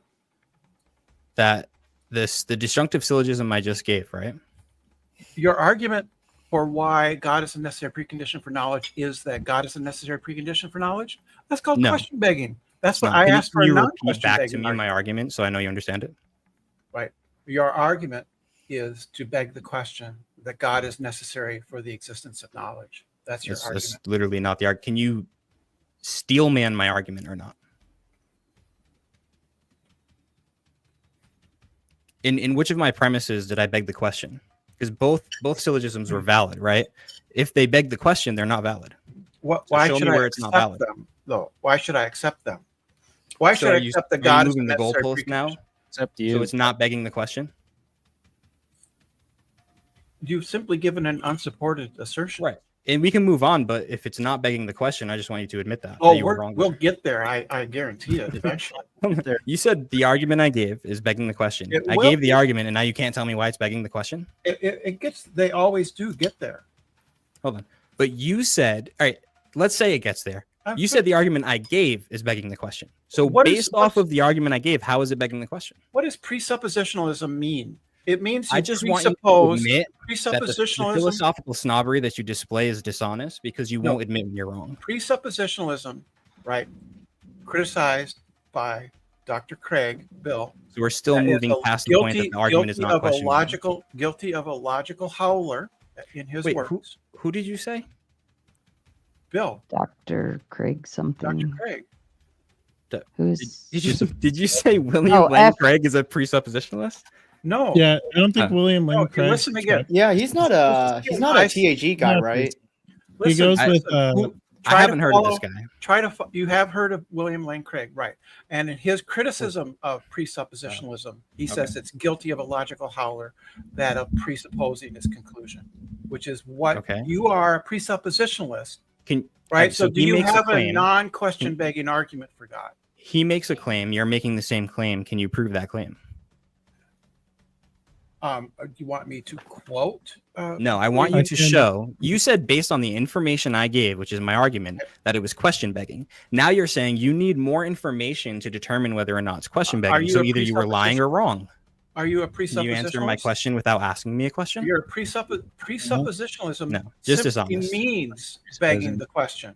That's what presupposition is. It simply is begging the question. So which part of my argument is begging the question? Your first premise, where you Okay. assume The first conclusion- and then knowledge, you dummy. Yeah. Can a premise alone be question Wait, begging? I think she's talking about the first premise of the disjunctive syllogism. Is that Yeah. so? Like basically, what I can help out here. Like what she's saying is that you can propose. Wait, you guys are on the other same ideas. team. Don't do. No, I'm just kidding. We're on Like, nobody's we can- team. Like we're getting to like the limits of like of my level of epistemology here, but we can go from we can operate from like a Platonist view or a nominalist view or some other type of view here. This is that going over my head, low key. we're like right at my ceiling right there. I haven't explored. I've Like, only I been just- reading I philosophy know for a that couple these months. terms exist, and I know that's like a on its level very basic rebuttal to that first premise. But Right. like, So there are then- other options that are. Well, are that you exist. familiar? Are premise you alone familiar with? can't be Are you, question begging. are you familiar with? Well, the argument is. Are you All right, so familiar show me. with the Munchausen trilemma? No, not at all. You're not. So you're not. No, we haven't discussed it at all. Right? That, So we there's talked about three that a lot types of during this debate. arguments. Yeah, I wasn't sorry. listening. There's three types of arguments: No, you're good. It was just a joke. presuppositionalism, infinitism, and foundationalism. You are a presuppositionalist. You beg the question. Infinitists believe in an infinite regress, and foundationalists assert a foundation. And All which of those are you? You are the presuppositionalist. You beg the question. So you need to justify your logical fallacy, or else give me a non-question begging argument for God.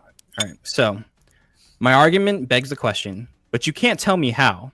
You say one of the premises is begging the question, but a premise alone can't beg the question, because to beg the question is to say that the conclusion is found in the premise. Yeah. So again, how is my argument begging the question? You have not answered Your first premise assumes that God exists. No. Can a premise alone be begging, be question begging? No, but your first premise assumes that God exists, right? No, but yes. Do you not know? Do you not how transcendental arguments work? Sure. Sure. So explain to me your first premise. How do you justify it? If necessarily X, or if possibly X necessarily Is- Y. Yeah. What is the justification for that? X. Why should I think that Why necessarily should X you implies think- Y? Why should you think anything? Yeah. Well, exactly. Yeah. Yeah. We have to have rules of inference, don't we? Oh yeah, rules of What rule of inference takes me from necessarily X to possibly Y? no, if possibly X necessarily Y. Oh, okay, possibly X, and from that I conclude necessarily Y. Right. Right. What is the rule that I follow to get there? X. That's not a rule, dude. It's a rule. You need an inference rule to get you from your first part to your second part. You need an inference rule. What is that rule? X. What? X is the rule. What is X look, in this the case? first syllogism is modus ponens. That's the inference rule. The second syllogism is double negation elimination. That's the inference rule. Do inference rule justify arguments? Modus ponens isn't an inference rule, you moron. It's not? No, it's an argument form.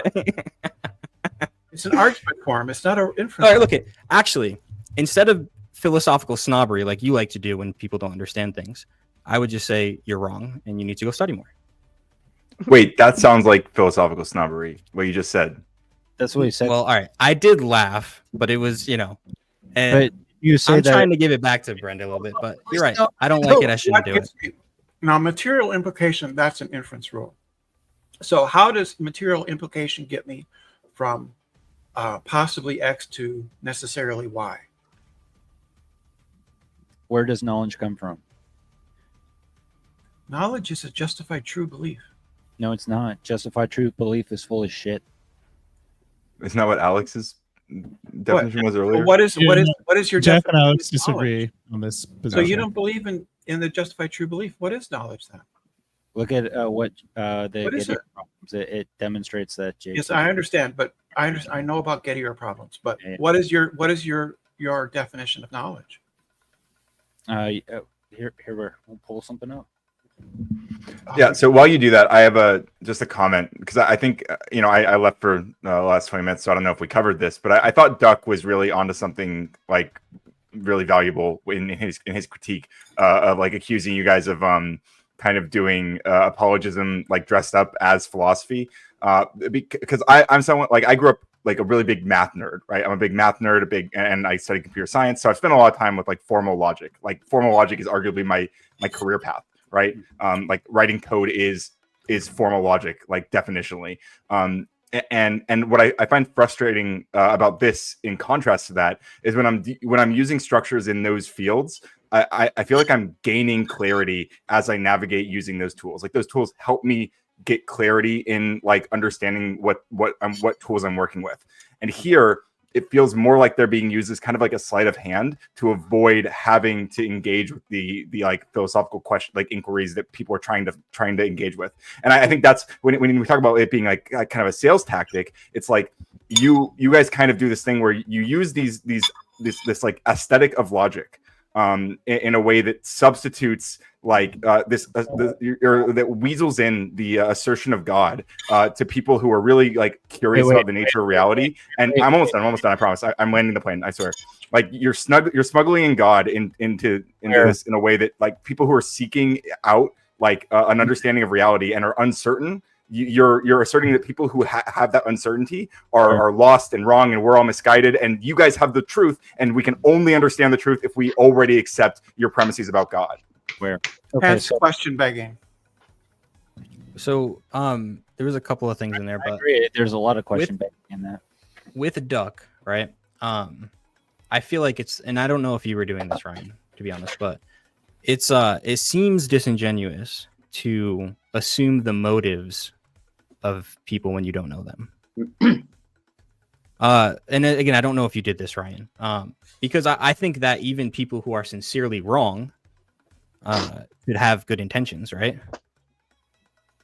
So it's not like with Duck was saying is people are just trying to get you to come to church for whatever reason. He was just inferring nefarious reasons. I mean, I don't know if it's nefarious or not. Like, I think that you want people to buy in to your particular religious views, and whether you intend to do this or not, or whether you're just echoing a tactic that someone else, indoctrinated you with, I feel like that's what you're doing. You're giving people a substitute for critical thinking, and like appealing to God. Well, I would say there's some truth to that because we're all flawed humans, and sometimes we deceive ourselves. And even though our intentions are good, we actually have I debate because I want to be famous and make money. Oh, I don't give a shit about any of that. That's not an argument. Here. Can I have a point? One point No, you can't. I was talking. God anyway. Hold on, let him finish. Hold on, Manner, stop it. Let him finish. Bro, he's been talking for the past 15 minutes and saying nothing. Okay. Just crashing the I panel. don't care. And I you're don't right. care, Manor. You Bring our usually blood come on these sports debate here. panels and you just spurg out. I'm here to elevate the And conversation. it's nonsense. You we elevate can get to that. nothing but my blood You would be pressure. quiet, Shut up, yeah. Manor. I think Manor. I think you just need to wait your turn. Typical Arab. Typical Arab. Just give me a Ryan moment. was Okay, let's making not be like after. Yeah, me and Ryan were having a discussion, a good one. Because I think there's some I truth think to what we he was feel like saying. everyone else has like waited their turn for their shit. Haji, calm down, Haji. Spicoli. Sorry. It's not a bad word. Haji is not a bad word at all. It's just me. Not a bad word, His intentions of why he's saying it. That's when you're in Palm Springs. I mean, we Not a could bad debate word. slurs here, but that would be a really bad. All right, debate go ahead have. to whoever. My whole point Everyone was say your just favorite that- slur. My whole point was just that I think that can be true of anybody. And I think we all should be aware of that and really question why we do the things we do. Would you teach your kid that? Sure. Teach what exactly? You would teach your kids that anyone can be misled, and so they might accidentally be doing brainwashing or apologetics when they're intending to do philosophy at that point. Yeah, I mean, even on whatever issue you want to talk about, like, Could you be misled? of course, everybody could be misled. Now, Alex, as don't far as answer correctly because you want to talk, right? So make sure you answer him correctly. Don't fuck around. all right, Manar, go ahead. What do you got? I'm sure it's not Chat, good. you know You wanna what talk, to right? do to make me a happy tomato. Every time you Shut talk, up, you talk. Manure. Shut up. You know what? Let me do this for just a moment because sometimes mommy just has to have a little one-on-one with a child. Listen, Manure, every time you come on here, you come on and you spurg and you just get interruptive and you can't wait your turn. And you do all this dumb fuckery, You stupid forgot I mogged shit. everyone else in the room. You forgot that. You don't mog anything. You don't think I'm mogging you? Okay. Manure, sarcastic saint says, go to the back to change your adult diapers. You are all muscle and no brain. Show respect toward everyone on panel when you come back. Bye. Thank you, sarcastic saint, for At least Saint knows. Bro kind of reminds sparing me of Ziz for some He reason. knew. me He knows what's good. stupidity level. My I can do God. this shit. Oh yeah. I think we Muscles. need the first debate sphere boxing match. Me and Manar. Yes. I want Make him it to do happen, one-on-one with It somebody. wouldn't be the first time that's been attempted. I At want least- all to you guys- watch. I want to watch Manure just get have his ass handed to him in the ring with all the shit talk he does. I would pay to watch somebody put him on his ass. Hey, I do You gotta host MMA. this, I'll Sarah. do Isn't it. Andrew supposed to box Wick? Isn't that supposed to be a thing? Or I, did he? I know that was like a thing, but it never came. I was about to say, never do we came to need undercard fruition, fights? so I'll fight I somebody. don't know. But And I guess just to- for the record, Yeah. before my apologies, chat, you have another goal that's running right now. You got 25 minutes, and I am getting tired. So wow. you Yes, might so want to just for a while. kickstart that now. just to engage Uh, with the response to my critique, right? Where you said that like yeah, people could be doing this. I agree, but that's like, and it's definitely a thing to be concerned of. And I'm just asking, like, you like right now, like, are you willing to engage and reflect on this like in real time with us? I'm not going to have a therapy session with you on Sarah's panel, but I think that self-deception is a real thing, and I think we're all susceptible to it. Okay, but I guess when I'm at like, are you willing to engage with the fact that like I think you're doing this right now intentionally or otherwise? Like, do you want to have a No, conversation I'm- about that, or I'm would not- you prefer to avoid talking about that? No, I think that's a question a discussion that you have with somebody who you're intimate with and who actually knows you and can really dig through layers of that. But I mean, It yeah, just feels everybody it should just have feels that. like hyper relevant to the debate topic. Okay, so I because think- I you think think Ryan I'm wants to really self-deceived, have you to- want to have. I'm not interested in any of that. Thanks, though. He's I'm not up surprised. because I asked him to. What? I've been nothing but nice to you, Ryan. Why are you taking shots? It's not a shot. Yes, it is. I'm not surprised. I'm just being real. Real recognize real, right? All right. Well, you look gay, so we can get that out of the way. I can live with that. Gay passing straight man. Many such Oh cases. boy. Let's go. That's kind of weird because We need more. Nothing wrong with being gay.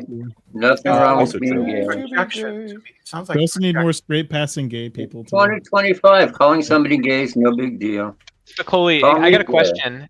I got a question for you. Is it gay if I have a beard and a mustache? I have both. Technically. Well, did you know that having sex with a woman is Gay if somebody takes a dick up your man. Apologies for using that word, as some would be bigoted and interpret it as bad. But having sex with a woman is gay. Brenda, were you born Only with only gays would have sex with a Brenda, woman. were you born with a cock and ball? Real men. Real men. I mean, Who the we fuck could said have that? a debate on sex and Brenda, gender. who the fuck Real men said have sex that? with other men. Hey, who Brenda. said that? Was that you, G? Were you born with a cock and ball? Is that you that's fucking talking right now, bitch? Yeah, I'm talking right now. Shut the What fuck up. of it? Shut the I fuck will. up. What?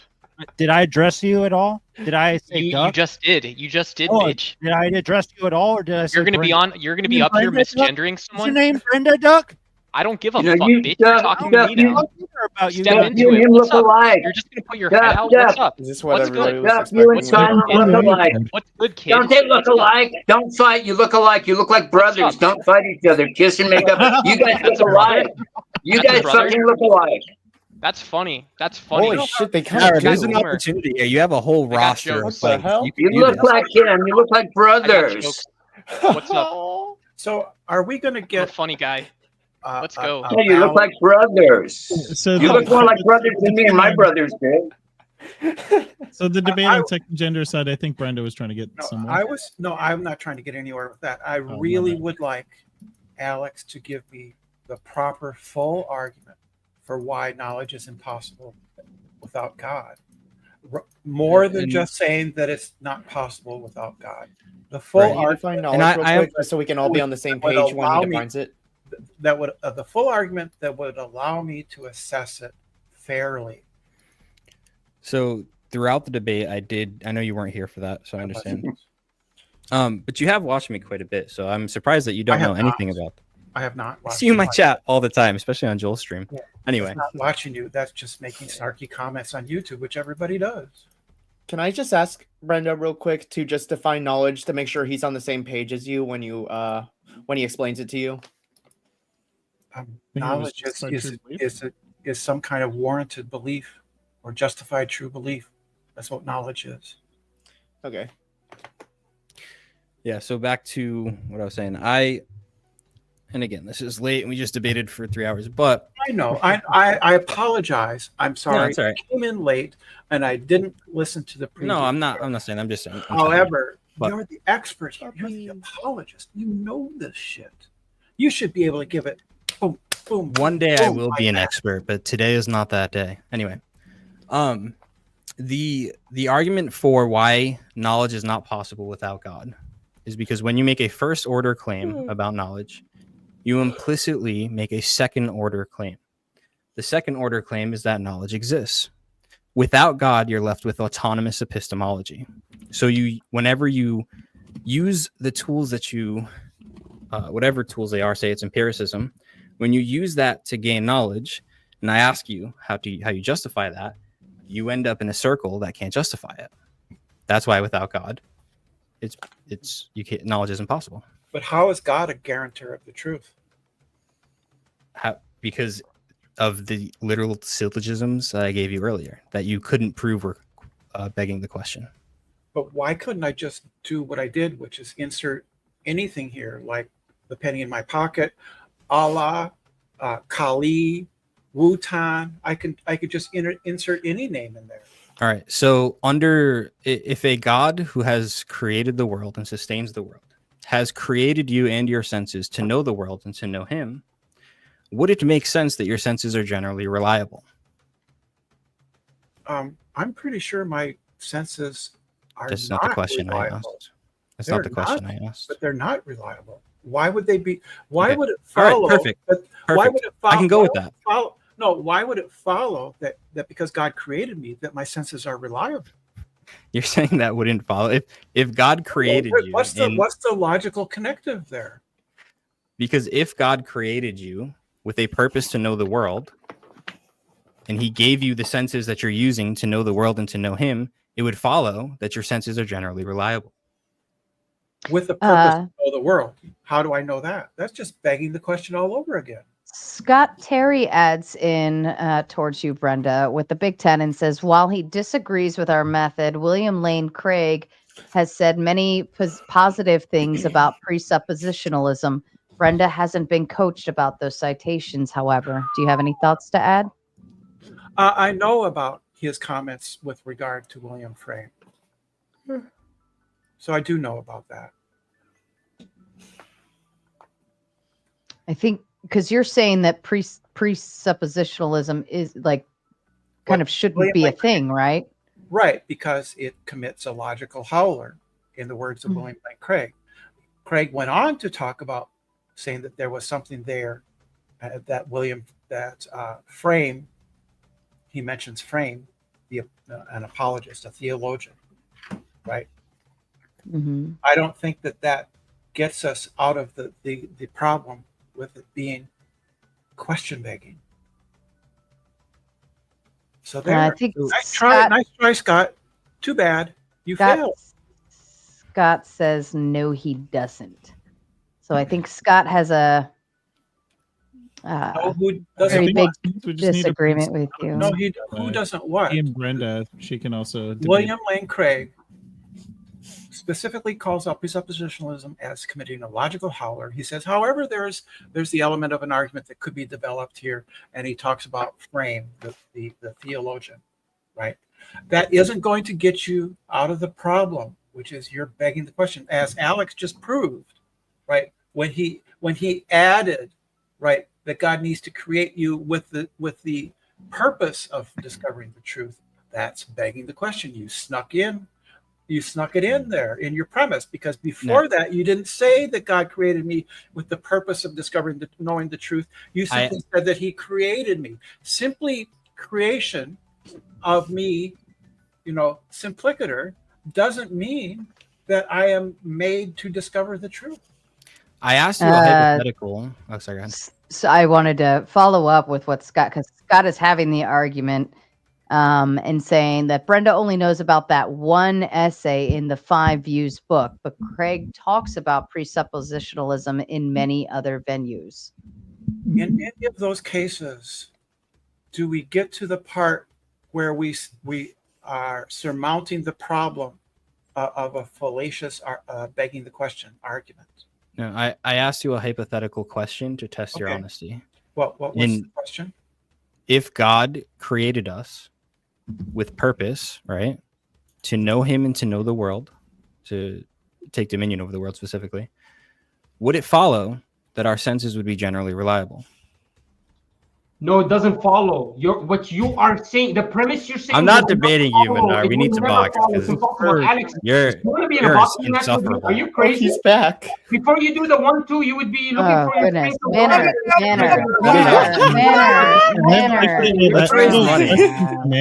Before you do 1-2, you would be done.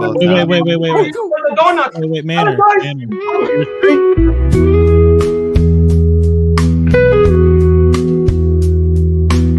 This message is sponsored in part by. And just a quick palate cleanser. Just you embarrass religious people. You're screeching, dude. Oh my God. Can we get him to do a one-on-one one day?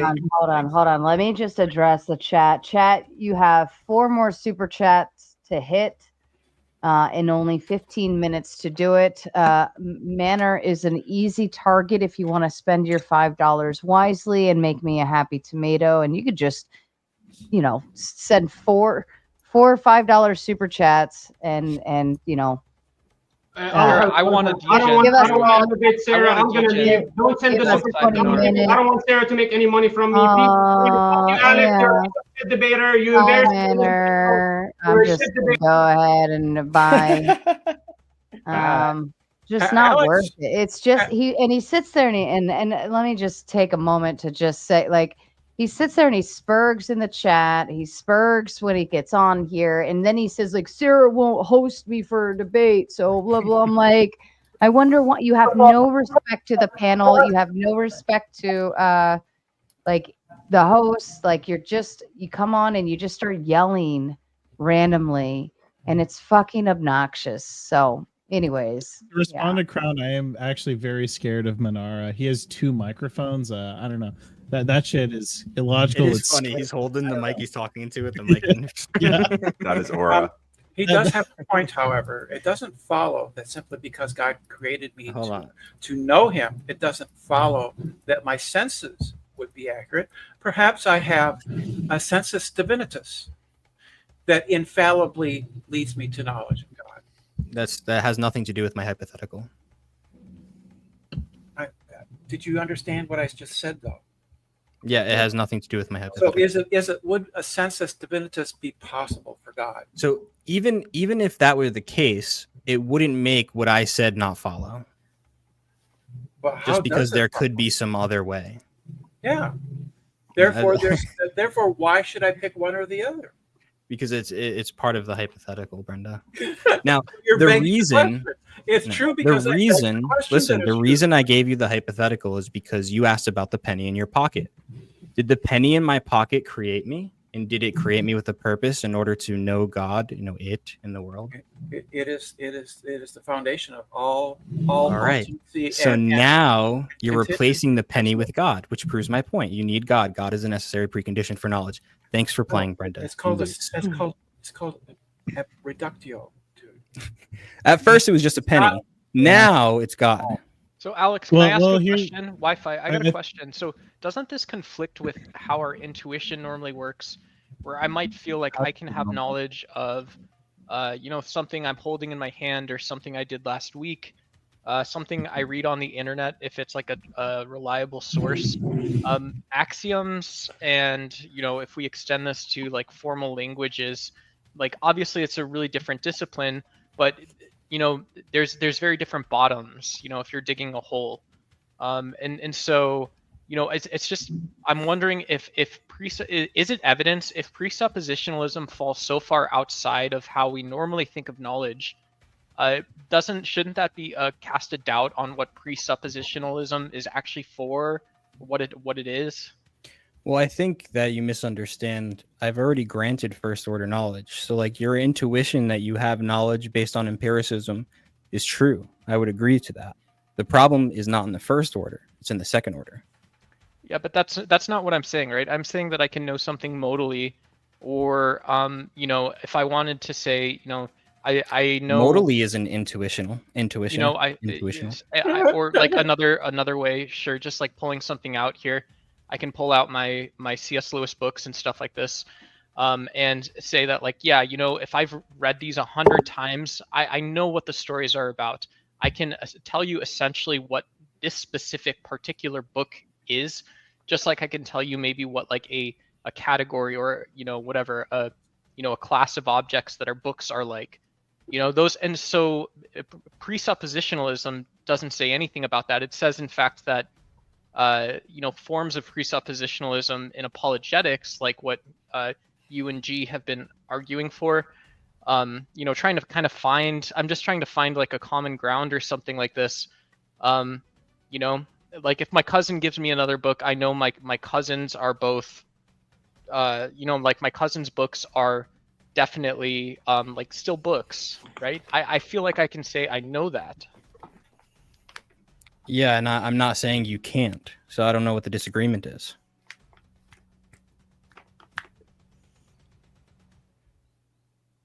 Well, it was it was an accusation towards you. Yeah. Though. Okay.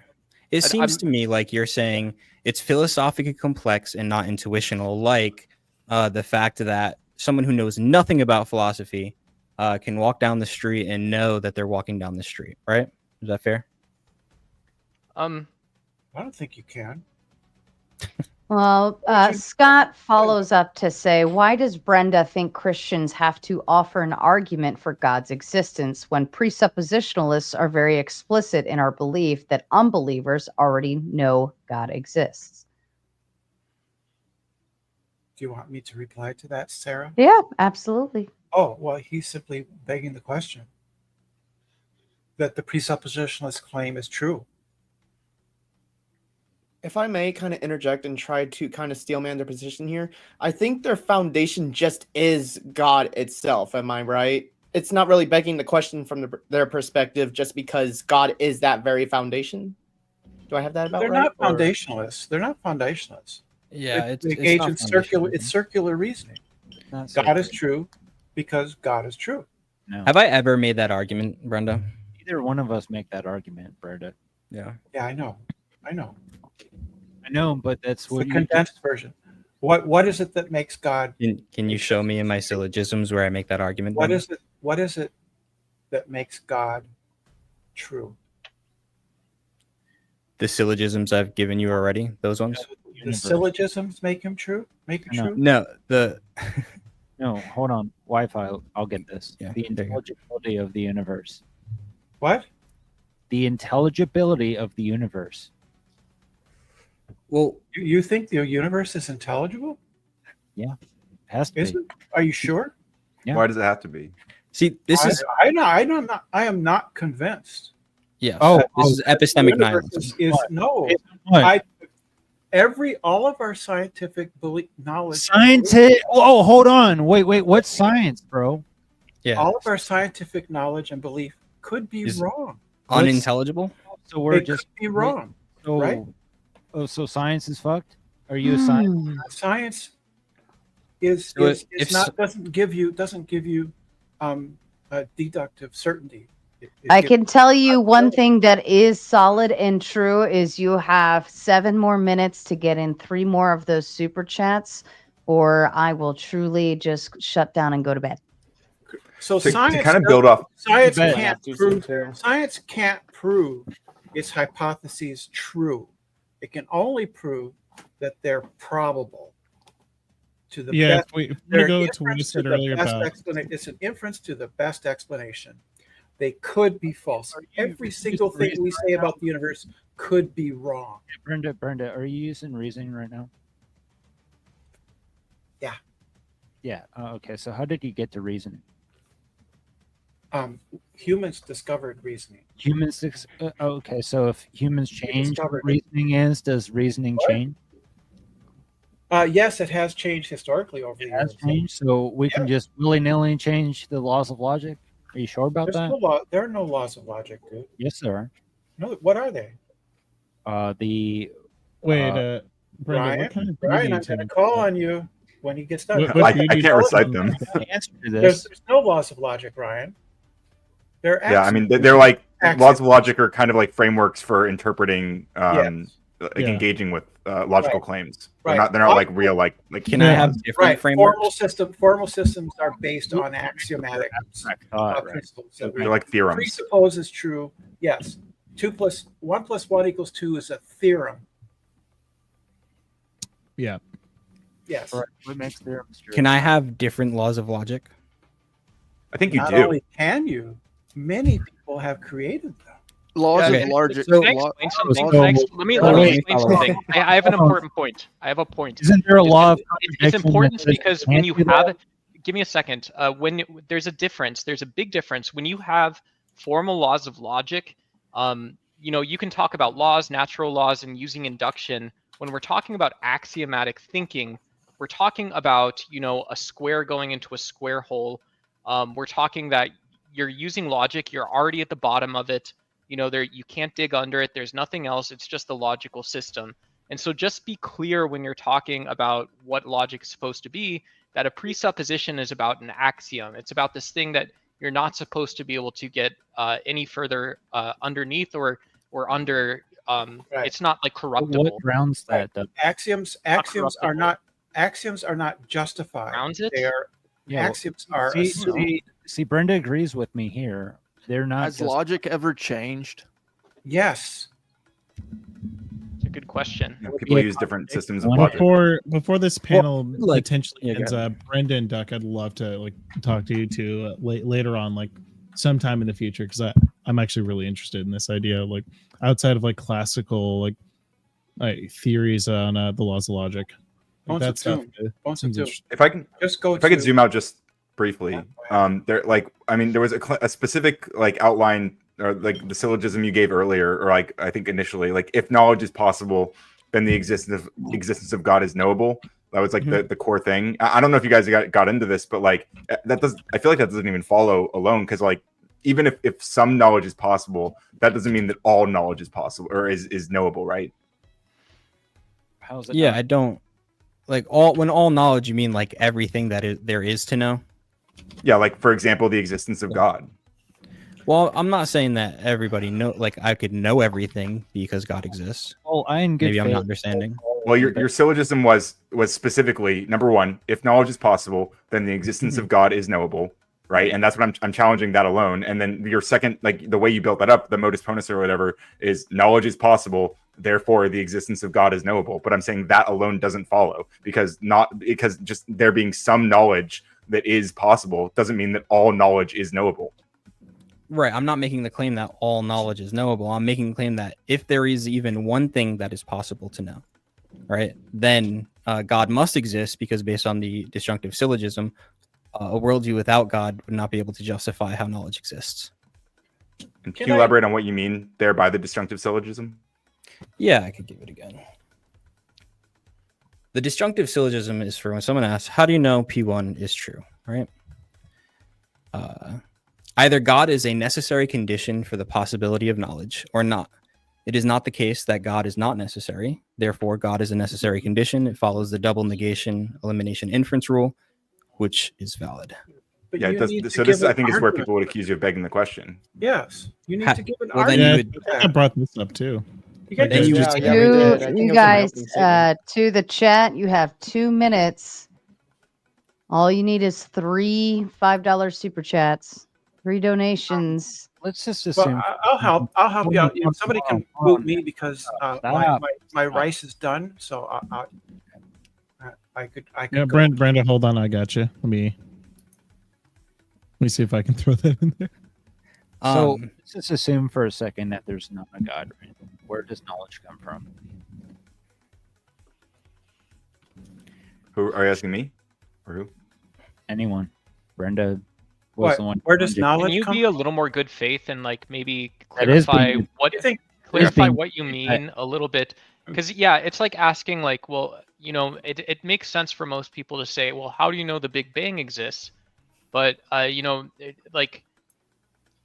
can you understand what I'm saying when like you ask a question like this and you say, well, where does knowledge come from? Knowledge is a I don't understand the beatdown what's the beatdown? What is the beatdown like that you're trying to do? I think maybe that's my problem with Not it. a beatdown, bro. Well, I know that, but it seems like that's what you're trying. That's kind of what you're going for. The problem with the question is that you're assuming that knowledge exists. Oh, so you're saying it doesn't? Do you think knowledge is like a substance that is What is extruded? knowledge? Has to be That 5 where and it up. comes from someplace? Show me. Put it in my hand. Is knowledge a substance that gets Put excreted? it in my hand. Abstract. For me, knowledge- it's this simple. It's just a Show it to product me. of my having a justification for my beliefs. That's it. There's I no have favors born here, from true buddy. Beliefs. I don't give a shit, though. It's a product of the mind. Well, It's I know an you don't give idea. a shit, but I'm trying to fucking lift you up, bro. You're looking like an asshole on the internet. I for don't like give the a fucking fuck if I look like an asshole, For the bro. umpteenth time, you look like an asshole. I don't I'm give a trying to fuck. fix you. I don't give a fuck. I think I like to Why think are we're you all- wearing a branded hat? Hey, he hasn't Why been an are you asshole to wearing us, a to be branded fair. hat if you don't give a fuck? I'm trying to fix it. A long time ago, in a YouTube world full of keyboard warriors, many monsters and trolls lurked in the chat rooms.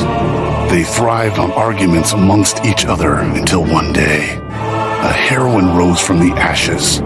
She was made from the tears of beta bitches and the sweat of alpha male gym guys. Throughout the centuries, this keyboard warrior princess showed up in many forms. She slayed many demons along the way. By the light of the moon, she led the Simp army into battle. Wielding her sword, she fought through the dark forests. With each new era, the monsters evolved. The keyboard warrior princess grew stronger, with new skills to bring them down. The world around her advanced, but so did she. Her heroism became known to society as technology advanced, and with each new generation, She had to learn how to blend in to keep her identity hidden. Now known as the Raging Tomato, this keyboard warrior princess fights for justice in every debate. She fights for freedom, for moderator bias, and she fights for your ability to battle on an open panel for your beliefs.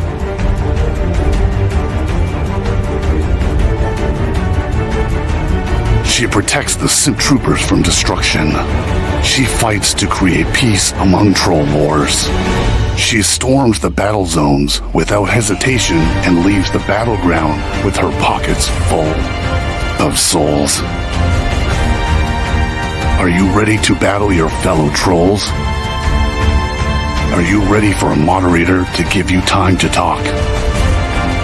Are you ready for justice, peace, and a fair fight? Tune in every Monday night to watch your friends duke out their issues, or join the open panel so that you can fight the good fight and find resolution with your peers.